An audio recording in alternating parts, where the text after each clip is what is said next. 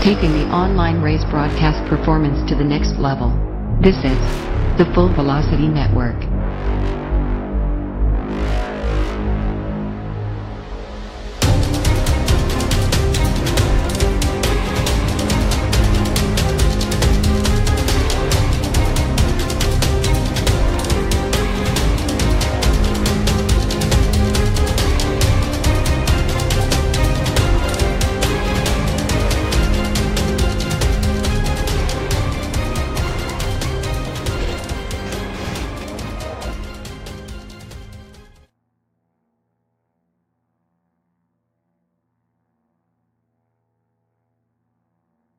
And we are locked, loaded, and live on a Wednesday night. Good evening, everybody, and welcome to the Full Velocity Network.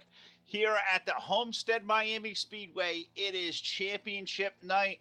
This 8-night stretch we have of consecutive times on the air is in night number 2, and we thank you all that have tuned into us this evening live on YouTube and out there on YouTube land. The chat box been alive here for about 30 minutes. Good evening, everybody. Welcome to the show here, the SRA 711 Super Truck Series, race number 36, championship night. Here for the guys over at the SRA 711 Super Truck Series, and it has all come down to 4 drivers racing for a championship here tonight.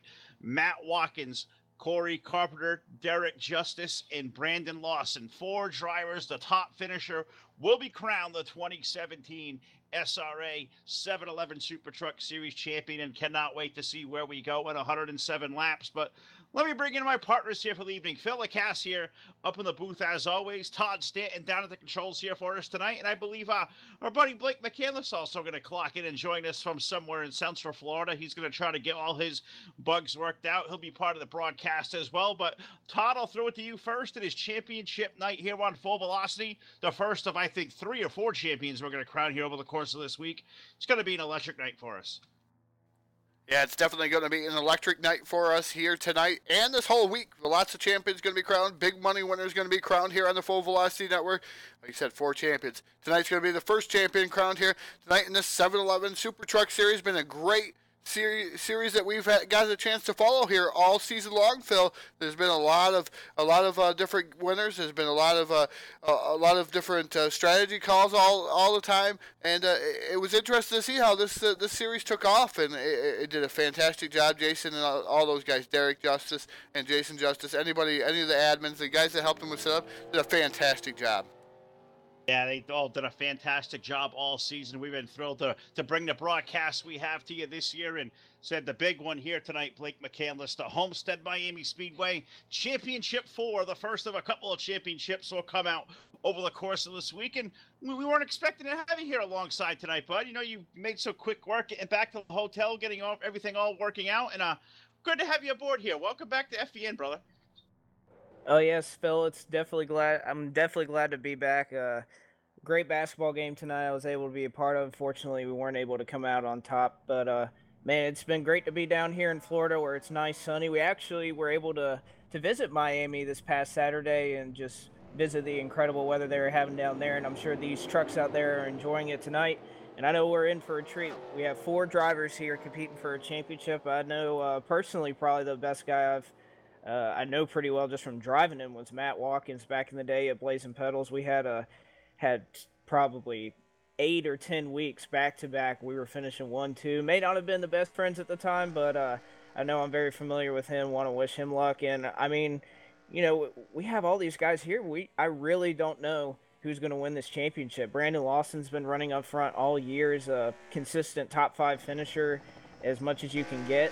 Derek Justice, we all know how qualified he is, and even Corey Carpenter being able to sneak in with some wins. I mean, all these guys are capable of winning this championship, and, you know, we're also going to be treated to a great race. And looking down the qualifying board, we don't even see a championship contender in the top 4. So who knows what we're going to see tonight. We're going to see a great battle for the championship and a great battle for the win here at Homestead Miami. Yeah, absolutely. What I hear from these guys out there, it's going to be a terrific night. The setup is on the money. The track is absolutely great, and it's going to be an awesome night to see these guys go around for 107 laps that make up the aggressive goes around 160. What a great tagline for a great race here. Redline Motorsports stepping up, being the presenting sponsor of the Aggressive Goes Around 160. Just thrilled to have all those guys aboard. Thrilled to have you guys out there in the YouTube chat box to see all you guys are clocking in. It is alive, and something we're going to be able to do here now for the first time on Full Velocity.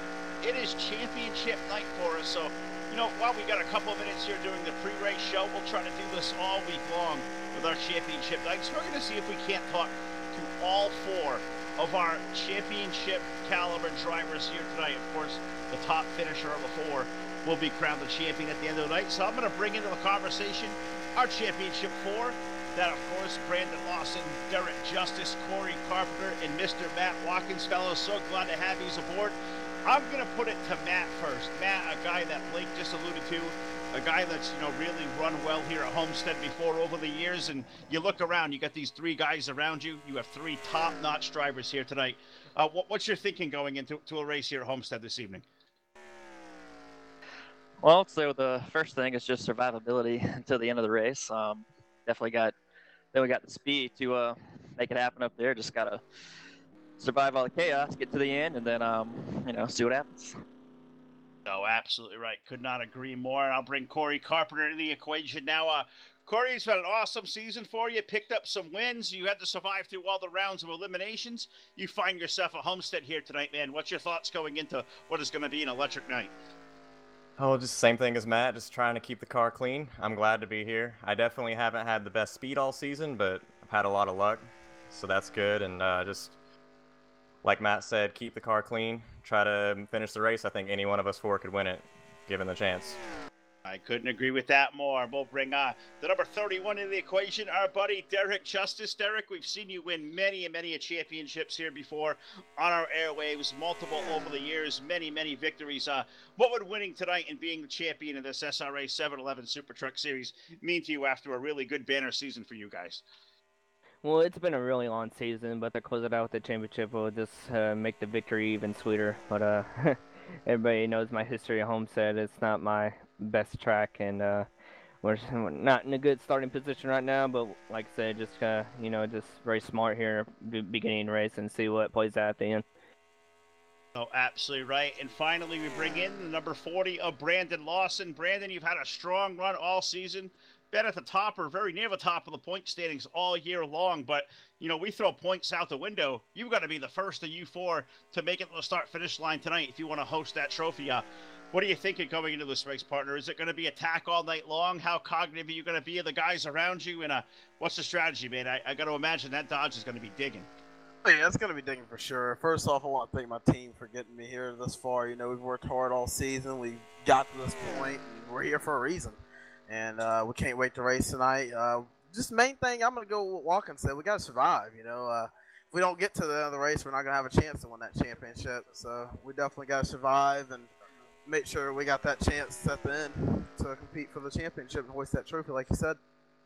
Yeah, can't wait to see how you guys do. Congratulations on making it this far. Once again, on behalf of all of us here on the Full Velocity Network, it has been an absolute pleasure to watch you guys mix it up all season long. Thrilled to have you guys. Couldn't come down to four better drivers and 107 laps, guys. You got a long night ahead.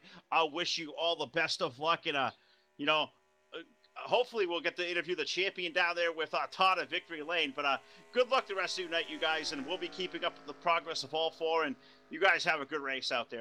We're all cheering you guys on. All right. Thanks, guys. I appreciate it.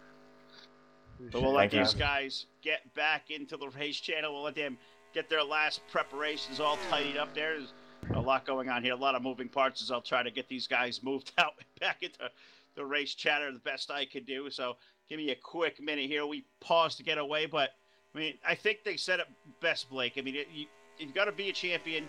You got to survive to be a champion here tonight. And you can always expect the unexpected on a championship type of night. And you couldn't ask for four better race car drivers out there. But you look at the list of guys that have made up the balance of this field tonight. There is heavy hitters, star-studded field throughout this entire race field. It's not a given you may see one of these guys competing for a win, so we'll have to keep progress on wherever the Battlefield Championship may lie. Absolutely, Phil. And the one thing you got to really you really got to keep up with is the fact that if you're one of those 4 guys that's racing for this championship, the rest of the cars out there don't matter, since this is a 1 race round. First guy that's back to the finish line is going to be crowned the champion. You can't worry about anybody else that's out on the track. You are only racing those 3 cars. So look to those guys. They're not even going to consider what the likes of Jason Justice, Taylor Morgans, or Matt Bass, or any of those guys, they're not even going to care what they're doing. They're just going to focus on, how do I finish in front of these 3 trucks tonight? And that's what's ultimately going to determine the championship. So a lot of the consistency that perhaps Watkins or Carpenter's been worrying about, or even, running up front and winning races like Derek Justice or Brandon Lawson last week to be able to fight for this championship, it almost doesn't matter. You just got to be the first one of those 4 back to the finish line, and look to some of these other guys in the field that aren't battling for the championship to perhaps take advantage of that. No, you're absolutely right. Cannot wait to see where we're going to go. 160 miles, 107 laps around the Homestead Miami Speedway. It is going to be a terrific night. But as always on Full Velocity, before we get to Green Flag Racing, we're going to take a minute and pause, pay tribute to the greatest nation on earth with the playing of our national anthem.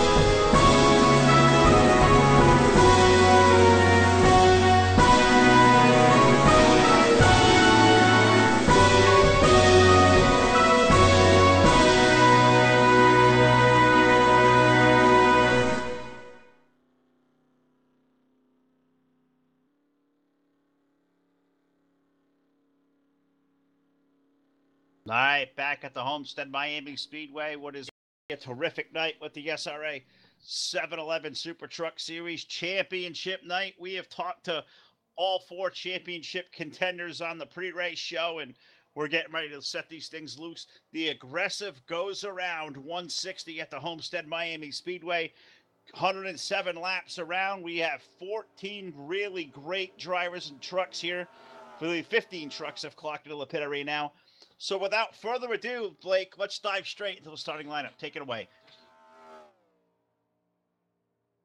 Absolutely. Starting here in row number 1 will be the number 16 Butt Light Ford of Jason Justice. And starting in second, it's going to be Taylor Morgans. 2 guys not competing for the championship, but will certainly be a factor tonight. Oh, absolutely. Row number 2, we find 2 more drivers not in the championship hunt. On the inside, the driver of truck number 17, that is Jeffrey McClintock. And to his outside, aboard truck number 7, that's the champ, David Schildhouse. In row number 3, on the inside, this is a champ here. In the 5th position will be the number 15 of Matt Watkins. And to his outside, the number 40 of Brandon Lawson. Row number 4 to the inside, we find the driver of the number 10. That is Matt Vassard. And to his outside, aboard truck number 30, championship contender here, that is Corey Carpenter. Starting on the inside of row number 5, that's going to be the 31 of Derek Justice. And to his outside, our good buddy, that's T-Rex Mixer Excitement, David Day. Row number 6, on the inside, we drive the 118. That is Robert Bauckham. And to his outside, aboard truck number 26. Welcome back to FEN, Grant Wesley.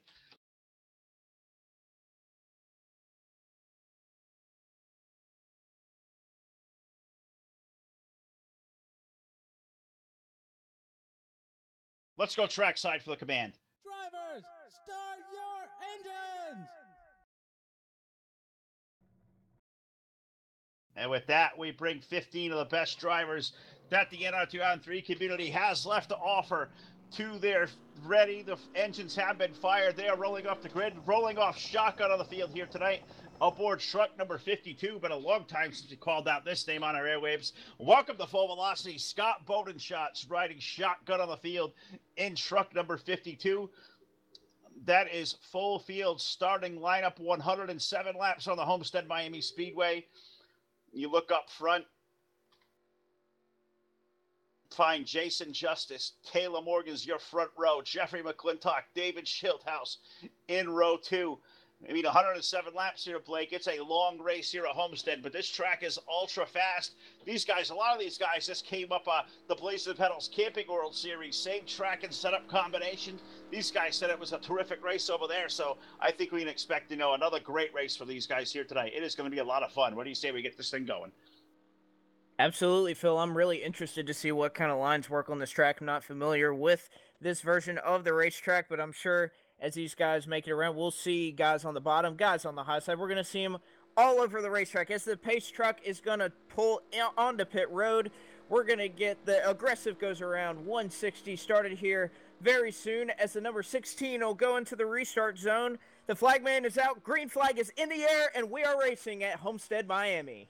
Yeah, they are off into turn number 1 for the first time. Jason Justice going to lead the inside lane. Taylor Morgan's got the Pez Chevrolet on the outside. Looks like he'll fall further back right now. Jeffrey McClintock's got the inside.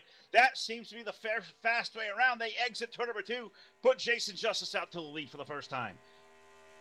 Jason Justice looking like he's kind of pulling out to a lead. There's a side-by-side battle for second. It looks like in the championship battle, Matt Watkins already starting to pull away from the second-place contender, Brandon Lawson, and Lawson's going to be receiving a challenge from the 30 of Corey Carpenter.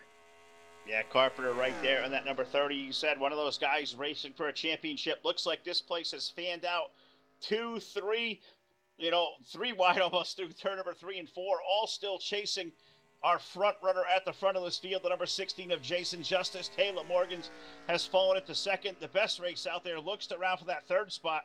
Matt Watkins has brought his way to third. He's looking for a championship. That's exactly where you want to be off of turn number 2, and I can throw it to a new voice up here in the booth. Is that the Jet Joe Allen? What's going on, brother? How's it going tonight, guys? All of our fans out there in the YouTube chat box, it's good to get a little bit of a different scenery here this evening. Usually I'm the one down there running the controls, but figured I'd pop in up here in the booth and see how my buddies Phil and Blake are doing up here. It seems like we got an awesome race going on the racetrack. Yeah, good race going off the lead now. Taylor Morgans brings it to the inside. He'll complete the pass on Jason Justice. Same for one position on back. The 10 of Matt Vassar brought to the inside of the 15 of Matt Watkins. Put the 10 up to the third spot. We got, lanes changing here. And now Blake, here comes the 16 back to the inside. He's going to look to make that a late race for the lead once again down the front stretch. Well, it looks like these guys are definitely favoring the high side early on. That low side may be heating up the tires, but you may want to use it to go low, as it looks like the 16 is going to dive it down to the bottom. But as they come off the turn, look for that momentum off the high side as Taylor Morgans will cross the stripe in first. Though Jason Justice, he's not going away. He's still looking for the lead in turn number 1. Yeah, he's come to the inside there. He's got the Bud Light Ford all the way down to the low side of the racetrack. Taylor Morgan is running way up high, almost near to the wall off the exit of turn number 2, but even lines there. Looks like the outside lane getting a really good run with all that momentum. The 36 being able to keep it wound up. Also seeing the 10 of Matt Vassar. He has stayed glued up there as well. Now Jason Justice Blake going to take a different approach as they come off of turn 4. He'll run the outside lane of the racetrack, looking like through these early laps, most of the speed may be in the outside lane. And just as I say that, here comes the 10 of Vassar to the low side to challenge for second.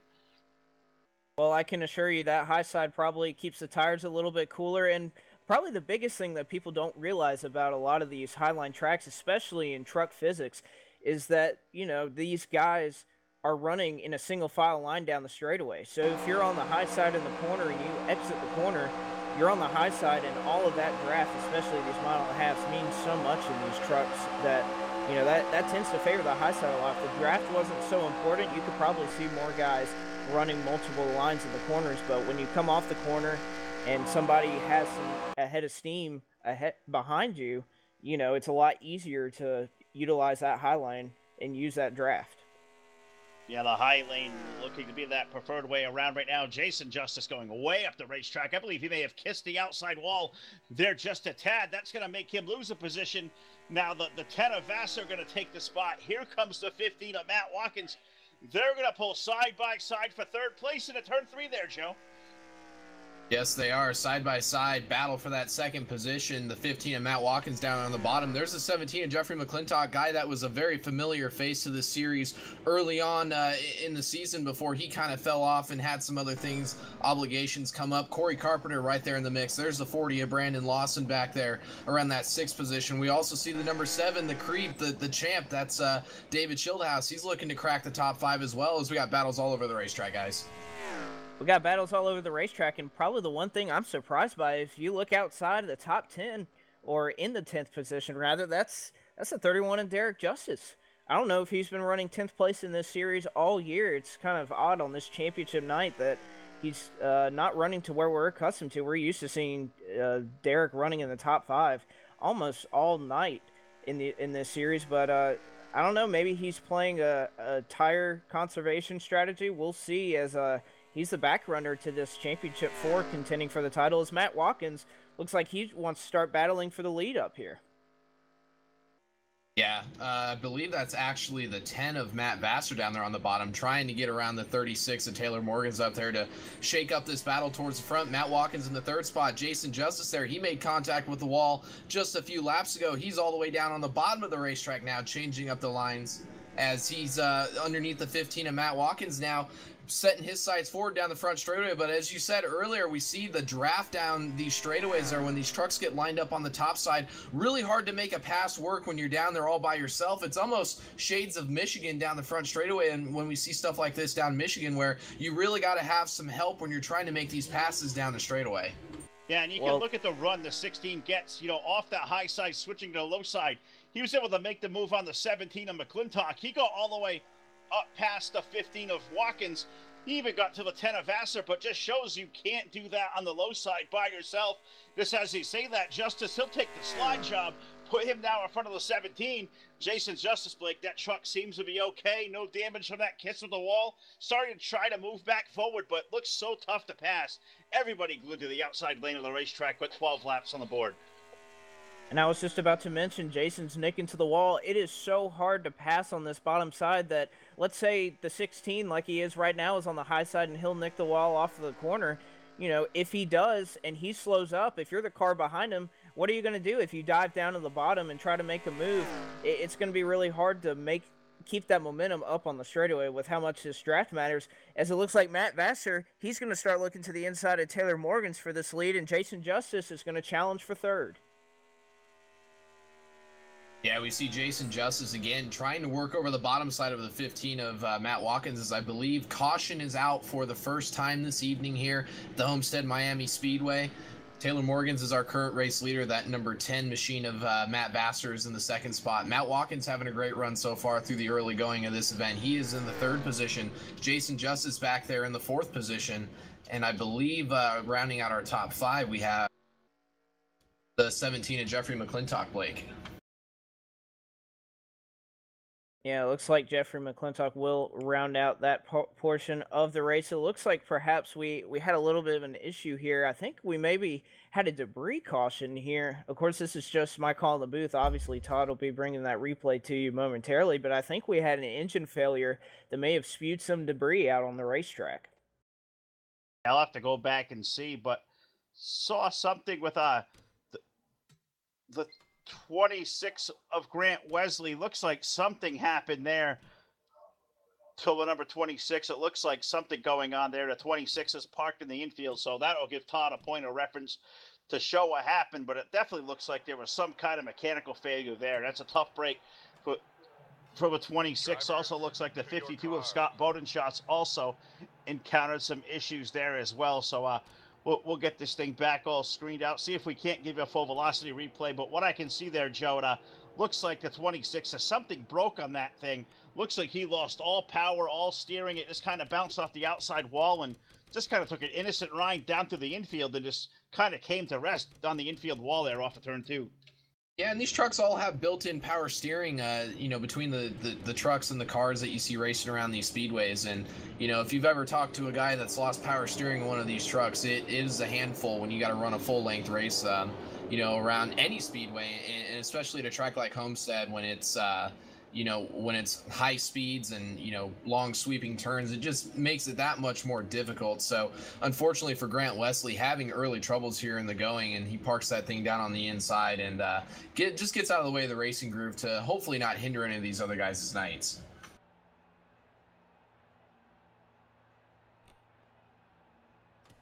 All right, and it looks like the race off of pit road. It looks like it's going to favor the number 36 of Taylor Morgan, since he will resume the lead off of pit road. Matt Vassar is going to be in second. Matt Watkins looks like he has moved up to the third spot. Jason Justice in fourth. And Corey Carpenter looks like he may have gained a spot on the 17 of Jeffrey McClintock. He'll come out in fifth, and it looks like we're going to have two of our championship contenders there in the 15 and the 30, starting on the inside row. So it looks like the yellow flag may be coming out. We might be getting one to go here if I'm reading this correctly. Yeah, looks like one to go signal from the starter stand has been given. Taylor Morgan's the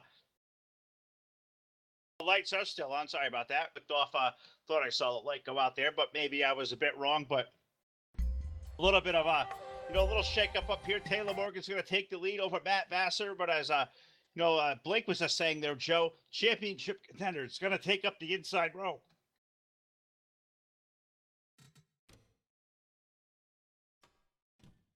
Yeah, championship contender is going to take up the inside road here. It's all of these guys are showing why they're championship contenders. This is a long season. This is not a short season by any stretch of the imagination. So these guys have gotten here, with the ability to come out here and really be patient. And, Blake, you covered a little bit early on, a guy like Derek Justice in that 31 machine who we're used to seeing out running up towards the top five, battling for the lead here through the majority of the completion of the season that we've seen so far, having some early struggles at Homestead. And I know Gary Piccolo out there watching in the YouTube chat box is touched on this, and touch on it a little bit further. Derek has been very vocal, very open that, Homestead, not his track by any stretch of the imagination. He is not a fan of this racetrack, and he's really got his work cut out for him here. He's been riding towards the back half of the top 10, just kind of biding his time, and he's going to be a guy that may have to come out here and try to employ some sort of strategy to get up there and maybe contend with a guy like Matt Watkins, a guy like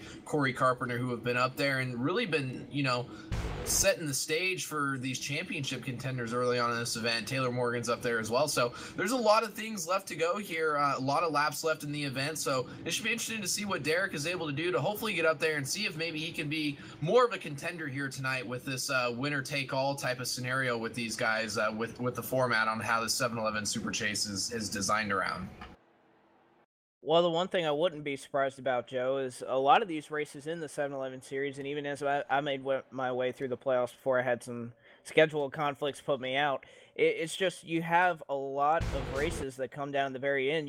This isn't the brand new style of championship points being scored. There aren't stages. This is all at the very end. This is all about where you're running at the end. And a lot of these races do come down to late race restarts. Many of the races I was in throughout this chase, or super chase as they call it in the series, came down to restarts. So a guy like Derek Justice and many of our championship contenders alluded to it. This is a race of attrition and about being there at the end. Maybe these guys are setting up for perhaps, maybe something we saw last year in the then Sprint Cup Series, as Joey Logano and Carl Edwards had a run in late in the race that decided the championship. But I believe the pace truck is pulling off of pit road, and it looks like Taylor Morgans is going to try to lead this field of trucks down here to the start-finish line. The flagman looks like he's hesitating a little bit, and he'll wave the green flag. Green flag is back out at Homestead.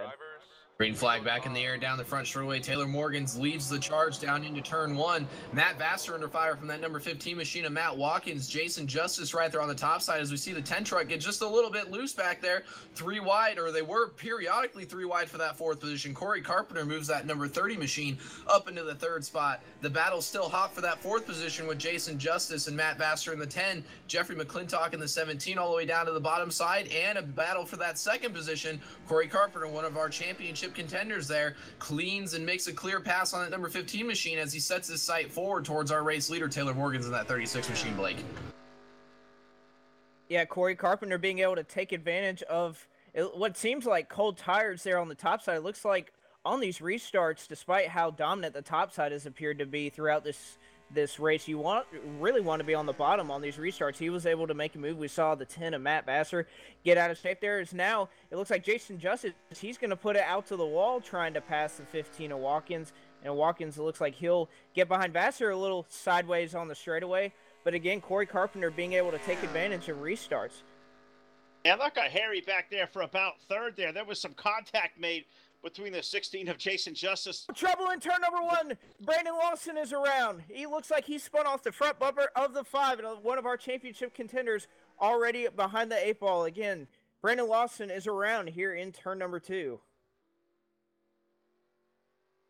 Yeah, trouble for one of our championship contenders, Brandon Lawson. Not quite sure what happened back there. I know Blake touched on some contact between, I believe, the 5 of David Day, the 40 of Brandon Lawson. We'll let Todd get to work down there in the full velocity booth here to get ourselves another full velocity rewind. But, you know, just battles all over the racetrack. Big mover there after that restart here. After our first caution was that 30 of Corey Carpenter. I believe he restarted in the 5th position. He's made his way all the way up to the 2nd position.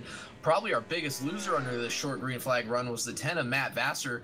Having some contact with the 16 of Jason Justice. He was all out of shape through turns 1 and 2 there. Had to check up substantially, and he lost a lot of track position out there on the racetrack, Blake. And, you know, with the way we've seen the racing going here, it's been pretty hectic. We've seen 3 lines really be able to work. The bottom has worked, probably more so on fresher tires. That top side may work as they start to develop some heat into the tires. May see some guys like Jason Justice, Derek Justice go up there, try to utilize that line to save some tires. And it looks like everybody is going to come down on pit road under this second caution here this evening at the Homestead Miami Speedway. Bobby Farrell and that number 1 Exalta truck, the only truck to stay out on the racetrack, but not uncommon for Bobby to do that. He usually likes to stay out there. He'll come around the 2nd or 3rd time under caution here and put himself back towards the end of the running line here and let these guys go up there and battle for a championship. Well, as you were alluding to earlier, Joe, I mean, we were only out here for 2 or 3 laps and we already got guys pitting, so that tells you one of 2 things. One, tire temps matter on these restarts. We saw a guy, Matt Vassar, very talented race car driver, already getting loose. It looks like he had some trouble there early on, getting loose 1 or 2 times there. But also, with this move to the high side, there's probably a lot cooler temperatures up there. And you see on these restarts, guys are flying around on the bottom. So I'm of the line of thinking that the bottom line is the fastest line, and the high line is where you can save those tires. And by all these guys pitting on pit road here, tells you how important these tires are. And Todd, I believe you can show us here what happened on this lap 20 yellow flag. Indeed I can. We're getting switched over to the correct camera view here as we're going to take a look at the number 5 of David Day and the number 40 of Brandon Lawson. At full speed here, David Day just gets right into the back. It looks like what happens, Brandon Lawson was checking up for what was happening in front of him. He was thinking there was going to be a big wreck there in front of him by the number 10, who was completely sideways. That's Matt Vassar. He was sideways, so I think he was just checking up to make sure Vassar, because he was extremely slow, checking up, try to make sure that maybe Vassar wasn't going to come up the track into him. It looks like David Day just barely tapped the 40 of Brandon Lawson, and around goes Lawson, backs into the wall just a little bit. But I don't think there's going to be a ton of damage on that number 40 machine. Yeah, it looks like Brandon Lawson really had nowhere to go. Or really, David Day didn't have anywhere to go. It looks like Brandon was trying to be courteous and check up for what he thought was going to be a spinning truck of Matt Vassar to try to avoid some issues. And, you know, he immediately slowed down. Looking up here on the speed monitor, slowed down from about 147 miles an hour immediately down to 135. And unfortunately, you know, racing close quarters here in turn 1, David Day just not able to slow down for that 40 truck. No, unfortunately not able to slow down there. 2 guys making contact. But as Todd said, I don't think the damage on the 40 is going to be too substantial. Don't think that's going to hinder his run whatsoever. And we know Brandon Lawson there, Joe. He's been around a long time. Really good driver in his own right.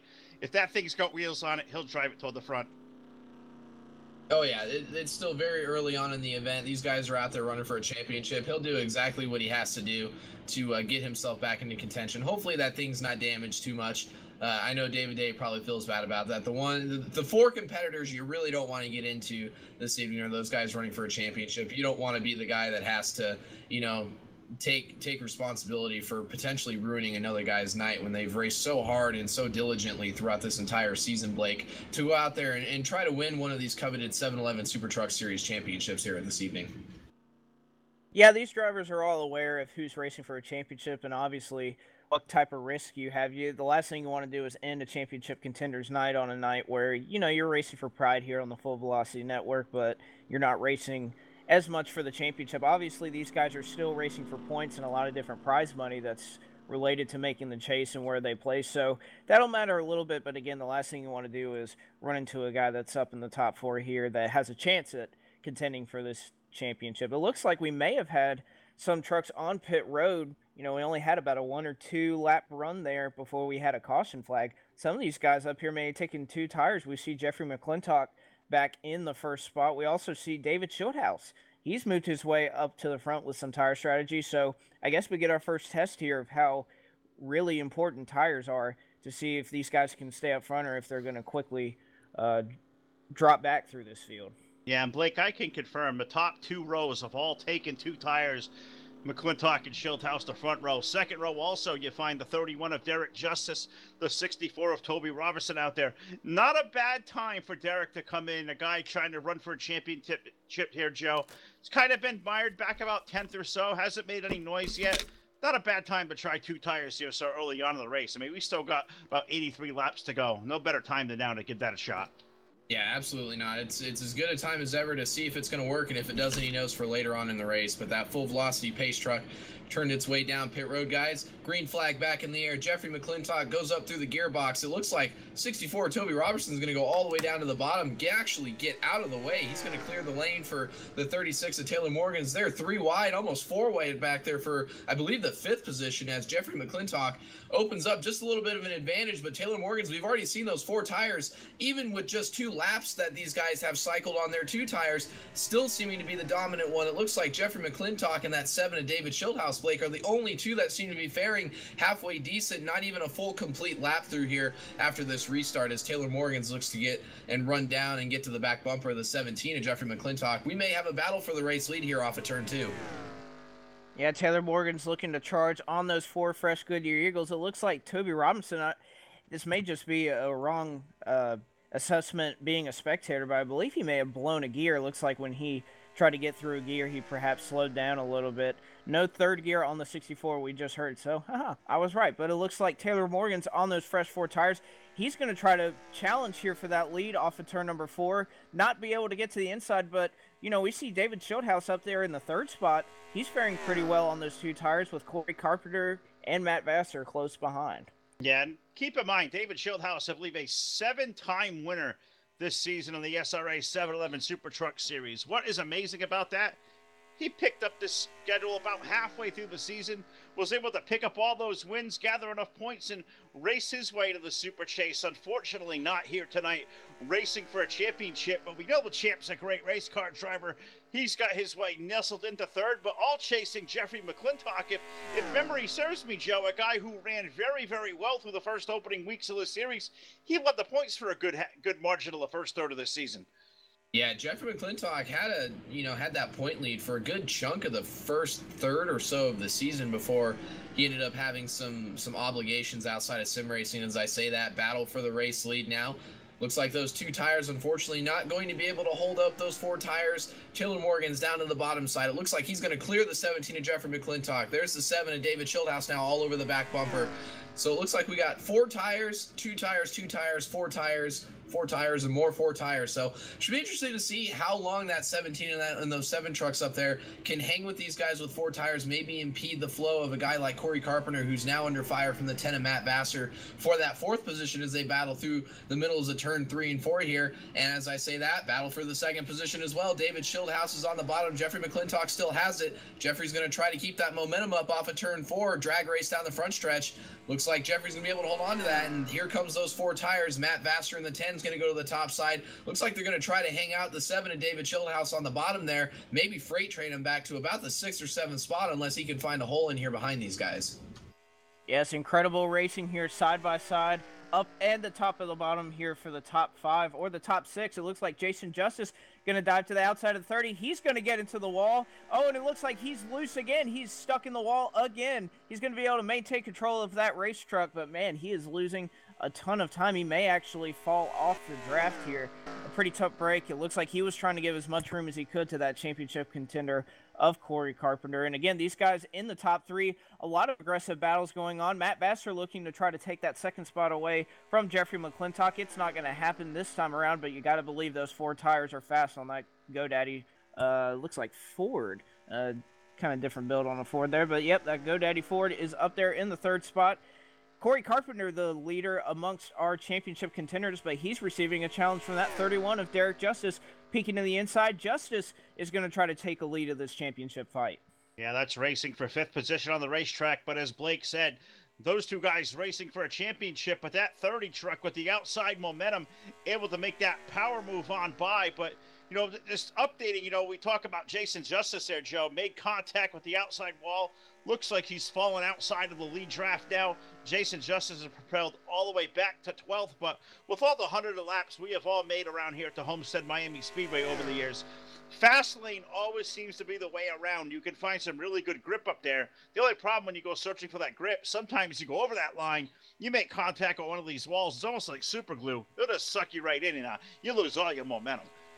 Oh, yeah, this isn't the first time Jason has done this tonight. About lap 5 or so, I believe it was, he did the exact same thing. It didn't necessarily affect him as bad as the second time around did, as he not only got into it once, but got into it twice in the same sequence, and that's really slingshotted him to the rear of the field, as it looks like Brandon Lawson having some serious trouble down the front straightaway, guys. I just saw him pull off down to the inside lane. Not sure what happened with the 40 car. We'll have to keep that updated. That's one of our championship contenders here tonight as well. Yeah, I'm trying to look back and see what happened there to the 40 car. It just looked like something went amiss on that 40 truck. It looks like he just kind of pulled it to the inside. It may be a game issue, perhaps something freezing or something as he turned down to the inside. And actually, my game just crashed as well, so I'll throw it to you guys while I get this sorted out. All right, yeah, it looks like a couple of guys have some misses out there. Definitely problems going on with the 40 of Brandon Lawson. You know, what worse luck you can have. Come out here racing for a championship and mechanical failure. You know, nothing of his own doing may have just befallen that number 40. That could eliminate any possible hopes of a championship for here tonight. We'll see if he can't get himself rewriting and rejoin the competition, but that just brings another strong contender out of the equation. You know who else is strong right now, Joe? That number 36 of Taylor Morgan's nobody up front at all. You got McClintock there, but he has not been able to mount a serious challenge through these last 5 laps. As we get to start-finish line next time around, we'll put 37 up on the board.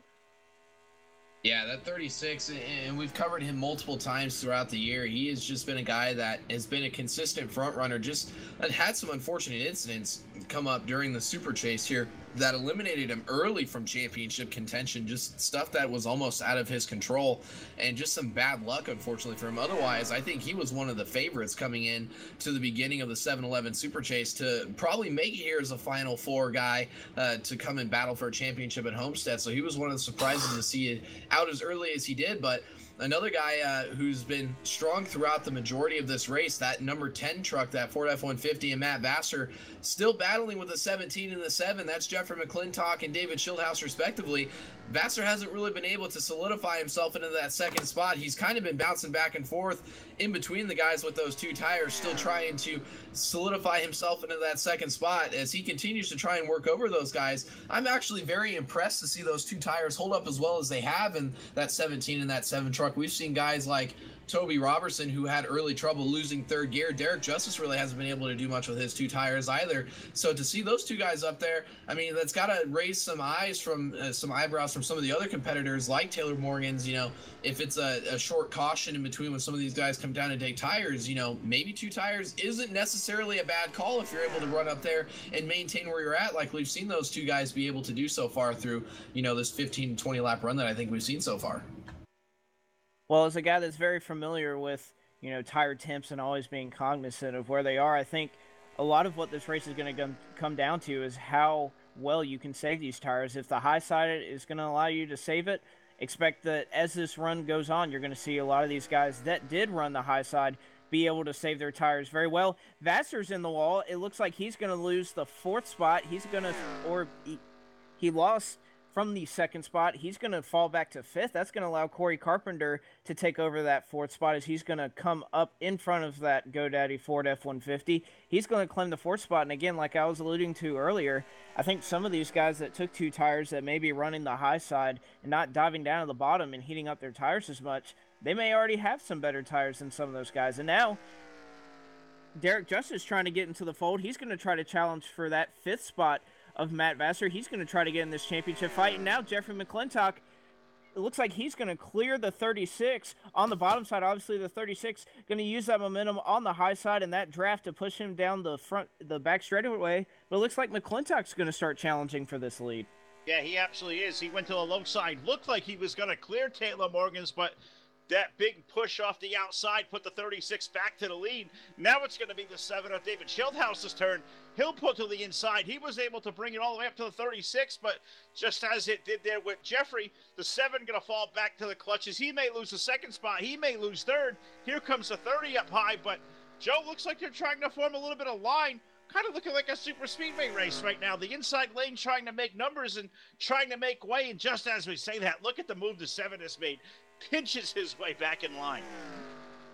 Yeah, great move by the 7 to get himself back up there. That forces the 30 of Corey Carpenter to move down to the bottom side there to try to keep up his momentum. He's going to pull up to the door of the 17, not able to do anything with it. That's going to leave the door back open for the 7 of David Schildhouse to get back up there and challenge for the 4th spot. There's Derek Justice. Where did he come from? Mr. 31 in that Baskin-Robbins machine, 3 wide for the 4th position.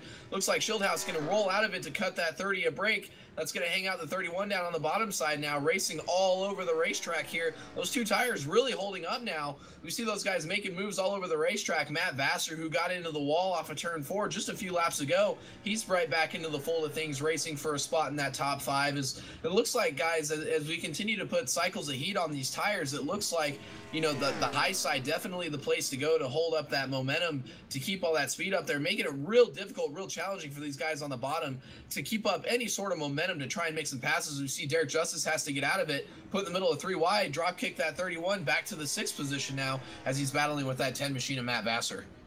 Well, Joe, I know you're very familiar when we used to race in this 7-Eleven series when it was a part of the Blazing Pedals fold, that as we worked together as teammates, we would always try to save our tires as best as we can, and then with about 10, 15 laps left to go in the run, we'd say, all right, it's go time. It looks like these guys who perhaps were saving their tires and trying to run around this top side and keep those temps down as low as they possibly could, they're deciding it's go time. We're going to come up here. It looks like we're going to have, these guys have put about 25 laps or so here on these tires, perhaps a little less, but that's about an estimate. So you're going to start getting close to this fuel window. So if you have been saving your tires, you know, this is when you have all that extra wear that you can use on some of these guys up front. It looks like guys like Corey Carpenter and even Derek Justice was trying to make some moves there, a guy that I'm sure if he's not running up front, it's probably for a reason. It looks like Derek trying to take advantage of some tire strategy and make some aggressive moves.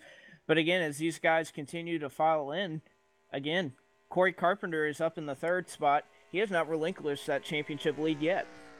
No, he hasn't at all, and he's been just playing very solid up there. But Derek Justice, he is not giving up.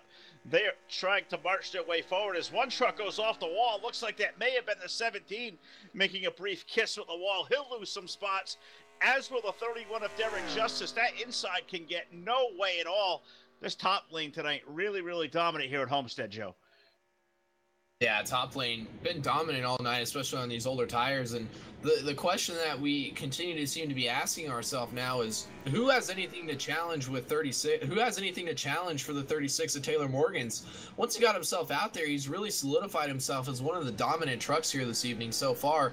And I'm interested to see if that 30 of Corey Carpenter has anything for him. We finally got a guy with 4 tires, you know, that's been able to move himself up into the 2nd spot. These guys with 2 tires, David Schildhouse, Jeffrey McClintock, Derek Justice is still up there battling. They've really kind of put themselves in the middle of these guys that have 4 tires. So now that Corey has made his way up there, I'm interested to see if Corey can do anything to go and maybe go up there and challenge the 36. But, you know, Taylor so far, since Jeffrey has gotten into the fence, has really been able to manage a 2 to 3 truck length lead here out there. And I'm just not seeing anybody really have anything challenging to get up there and maybe try to contend for the race lead with Taylor so far up through how many laps we're in to this event here this evening. Yeah, next time around, we'll put an even 50 on the board. But you're talking about, seeing 4 tires versus 2 kind of playing off of the course of the long run. My question for you is, Blake, now, guys like Schildhouse, like McClintock are out there. They took 2 tires under caution. You got to assume their bet is going to be made if you come to pit road under green flag conditions. You got to think those guys certainly going to take 4. But how about the guys up front, say like a Taylor Morgans or Corey Cupper, even, like a David Day and Matt Watkins up there. Do you think those guys, seeing the way these guys have succeeded with 2 tires, does that bring the possibility of a 2-tire stop for these guys who took 4 the last time around under caution? I don't know, Phil. That's a tough question. The reason this 2-tire strategy, I feel, has worked out for these guys is they had only put a couple laps on those tires when they did pit. Right now, you're looking at potentially about 30 laps or so on these tires that are going to be, running, and then you're going to ask those probably left sides to go another 30, and I mean it's going to be 60 laps on those left sides. It's hard to imagine a scenario where that's going to work out for you. You can gain some time on pit road and maybe try to short pit something late in the race, but for the middle of the race right now, and what we're seeing right now, you definitely want to keep 4 tires. The other thing is, draft is super important here. The last thing you want to do is tires get way out front of the field, and all of a sudden you have a pack of probably about 4 or 5 cars behind you that are all drafting together, and they're going to catch you anyway and lose all the time you made up on pit road. So I imagine that all of these guys will take 4 tires, but who knows, maybe some of these guys running for this championship that see the likes of Corey Carpenter and Derek Justice running up front, they may try to take a gamble here and see if they can make it work out. Absolutely right. As we get around, next time around will be lap number 53 coming to 54 next time around. So we'll be awarding the half.com halfway leader bonus award. And the guy who's won that award for the entire season, the majority of the half.com award leaders, well, that's the number 36 of Taylor Morgan's, looking poised to pick up yet another half.com leader award here, part of the great awards program that's been put on all season over here with this SRA 711 Super Truck Series. No Extreme Motorsports stepped up, did an awful lot of great things with these awards. Hats off to Frank Divins for the To Extreme, all the support they gave to this series this year. And speaking of Extreme, we'll be back on the airwaves tomorrow night. Their Super Speedway Series live finale tomorrow, 11 p.m. Eastern Time, the air time here. Talladega Super Speedway. When we turn our attention back to the Talladega Super Speedway show, we hit the halfway point. Taylor Morgans has the lead, but look at the run the 31 of Derek Justice has. He's went from 4th all the way out, battling for that 2nd spot. He gets really loose off of turn 2. Yeah, Derek Justice came out of nowhere almost, and looks like he actually scared Corey Carpenter there. Corey ended up getting into the wall there, and that really slowed down his momentum. So these guys really got to be careful with damage to the right side of these trucks. That really, that's something that could really hinder these guys later on in the race. Derek Justice is now paying the dividends for getting loose off the corner. He's lost 3 or 4 spots here. But guys, I think it's time this is the first time I've been able to do this. And I'm super excited to be able to do it. So let's do it real quick. We'll get our first full velocity rundown here. Current race leader is that 36 Pez Machine of Taylor Morgans. The number 7 Samsung Ford F-150 of David Schildhouse is in the 2nd position, as we see a bunch of guys come on pit road. So bad timing for me, guys. So what we'll do is we'll go ahead and and trouble down on pit road. Unfortunately, I know you guys are seeing the caution overlay screen right now. We're having some technical difficulties, but when Todd gets back in here, Phil, I don't know if you saw the battle coming down onto pit road, but Corey Carpenter looks like he got spun coming onto pit road and knows that number 30 Verizon Chevrolet down into the inside wall. Yeah, he sure did. And I don't know if we'll be able to go back and see what the replay is. We're having some difficulty down there in the trailer, but we still got the sound, so we'll kind of treat this like radio for the time being. With the 30 got real hot onto pit road. I think what kind of brought that about there, Joe, the 36 of Taylor Morgans looked like he almost missed a commitment cone, almost made contact with the inside pit wall there. That checked up the 7 behind him. Those guys all made contact. I think it was just kind of a little bit of a checkup there, Blake, and I think that's what sent the 30 around, is he was just trying to avoid the 2 in front of him who just about made contact, but a tough break for the Corey Carpenter machine. Well, I'll try to paint the best picture we can for you guys since we don't have some visuals yet. We're getting all that worked out, but it looks like Corey Carpenter And Phil, you're exactly right. A lot of that was going on up front, but also I think the one thing that spun him around was the number 10 and Matt Bassler actually missed pit road. There were 3 or 4 guys all coming off at turn number 4. And again, Homestead, you got a really flat apron here and a lot of banking up on the corners. A very difficult pit road to get onto, as a lot of these guys know around here. Especially in the FTF Jones Cup Series, we had a lot of people with pit road issues last year. But it looks like Corey Carpenter trying to avoid the 10 car as he thought the 10 was going to make a last-minute maneuver onto pit road. It looks like Corey, just in an effort to try to avoid him, spun the truck out and made some contact on the nose with the inside wall. Not too terrible, but definitely going to cost the 30 some time here. Yeah, that could be costly for that 30 machine. It looks like David Schildhouse is going to retain that race lead. Matt Watkins, I believe the last guy to come on pit road, just now exiting pit road. So we'll see if we can get timing and scoring circled back around. We'll try this one more time. David Schildhouse, our current race leader. Looks like Jason Justice is going to move up into the second position. Brandon Lawson was in third. He's battling with the 5 of David Day for that third spot. So those 2 drivers running for that third and fourth spot. Move Derek Justice back to the 5th position then. The 17 of Jeffrey McClintock will be 6th. And then we see Matt Watkins in the 15. He will be in the 7th spot. Taylor Morgans now moves himself up into the 7th spot. So drop kick the 15 back to the 8th spot.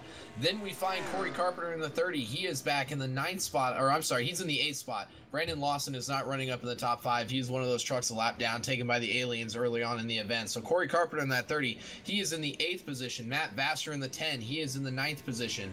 Bobby Farrell, I believe, is in the 10th position, and that'll round out the remaining trucks that we have out there on the racetrack, guys. So circling back around, I believe David Schildhouse, Blake, in the 7, he went and took 2 tires again on this last round of green flag pit stops, and we see it there. His fastest lap of the event so far this evening, a 31.393. Last time around on the racetrack, a 32.127. So definitely almost a second's worth of fall off there for the 7. As we see the 16 now of Jason Justice, he's moved his way up into the 2nd spot, starting to reel his way in and work and try to get to the back bumper of the 7 machine here over the next couple of laps. We see Jason running up by the wall as he's grown accustomed to doing, and David Day in the 5 truck, he's broken the top 5 once again. He's in that 3rd position. Well, I'll tell you what, last time around, like you said, David Schildhouse a 32.1. Last time around for Jason Justice, a 31.6. So definitely those 2 tires looks to have taken a toll there on the 7. However, the 7 is enjoying a nice lead up there. But it looks like Jason Justice is going to be able to run him down soon. I imagine David Day is up there in the 3rd spot. He doesn't have a lot of draft around him, and I'm guessing that the 31, 17, 36, that entire pack are going to be able to catch him soon. But how about David Day and some of these guys that came onto pit road the second time around? It looks to have benefited them as they weren't, caught up in all of that traffic. I can't believe that Corey Carpenter was able to maintain position with this field. He did a full 360 on pit road. I'm sure that, perhaps he was one of those guys that took 2 tires in an effort to cut down some time, but I'm just shocked he's able to keep up with this pack right here. That's an amazing job of maybe spinning the car and keeping it going on pit road. So a great job there by the 30 of Corey Carpenter being able to maintain positions here with some of these top guys. Yeah, the only problem he's going to have is he's got no help really from behind, and he's going to have to do all he can to latch on to the 15 of Matt Watkins. If those guys can all kind of match up together as they're seeing up there around that 3rd spot, they'd kind of all start to latch on to the 5 of David Day. But if those guys, Joe, can maybe get into a line, those guys may be able to draft a little bit, maybe run down those top 2, because David Schildhouse and Jason Justice, those guys are broken away to an over 2-second advantage. Yeah, those guys running up there, eventually this pack of 4 or 5 trucks is going to catch them. I know on screen you guys see these guys running 2x2. They're doing everything they can to work around one another and pass each other, and, that's just product of racing here. But the draft is eventually going to take its effect, and they're going to end up catching those front 2 guys. That's not something that, I think the rest of the pack needs to be completely concerned about right now, because eventually when Jason gets up there, I don't know how long he's going to want to stay behind the 7 when he does catch him. But just a little bit of an update on our championship standings right now. Matt Watkins in that 15 truck currently running in the 6th position on the racetrack. He is currently in position to claim that championship here this evening. Right behind him in the 7th spot, that is the 31 of Derek Justice. He He is currently second in the championship standings here. Oh, right trouble here behind on the him back straightaway. is- Taylor Morgans is around on the inside of the backstretch. Not sure if that's going to bring yellow flag conditions on. It looks like some of the lights are on that wheel. It looks like Taylor Morgan somehow lost it on the straightaway, and that's going to bring out caution flag here. I'm sorry to cut you off, Joe, but I bet it did scare you. But, man, I just saw it, and, I've been watching MRN all my life, and when they say trouble, they mean business. So I wanted to get that call in there. Taylor Morgans is around on the back straightaway here at Homestead. Yeah, there's something really peculiar going on there. Not sure if there was contact there or what happened, if there was a bumper hook gone wrong, but I just like you, I saw the 36 down to the grass. Not exactly sure what the heck may have happened there. I think I saw him dive to the low side of the 5 of David Day. Don't know if there was contact, but they were almost in a 3-wide scenario with Jeffrey McClintock off of turn number 2, and I don't want to speculate what happened. We'll let Todd Stanton get ready here, and he'll bring us a full velocity rewind when he gives me the cue that he is ready. But, up in smoke goes the 36 of Taylor Morgans. He's going to lose, all that position up front. May have some damage to the right side of that truck. Looks like he really took a good tumble with the inside wall. So things happening fast at the Homestead Miami Speedway. But I don't know, Blake. Looks like at 36 he may have encountered some damage there. And I can't tell. There may or may not have been contact on the racetrack. They were just about 3 wide off of turn 2.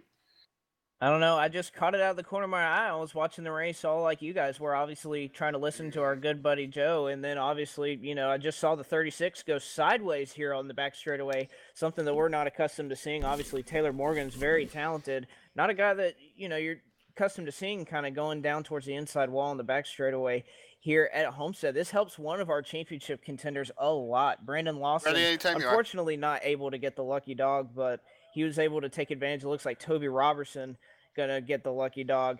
And again, just a very good break for the 40, a step in the right direction as he's going to try to come back up here and contend for this title. But I believe that Todd Stanton is ready down there in the replay booth. He's going to show you guys what happened here on lap 66 here at Homestead.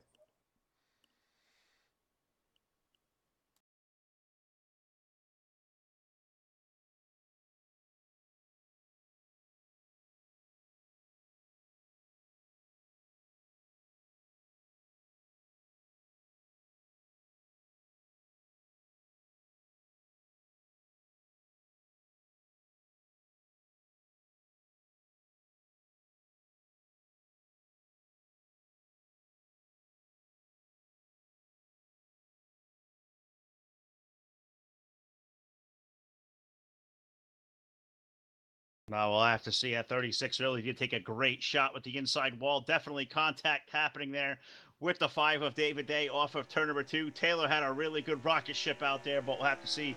It looks like the fenders look okay, but that was a pretty good shot. So we'll have to see if that thing maybe has some damage. Currently working lap number 68 of 107.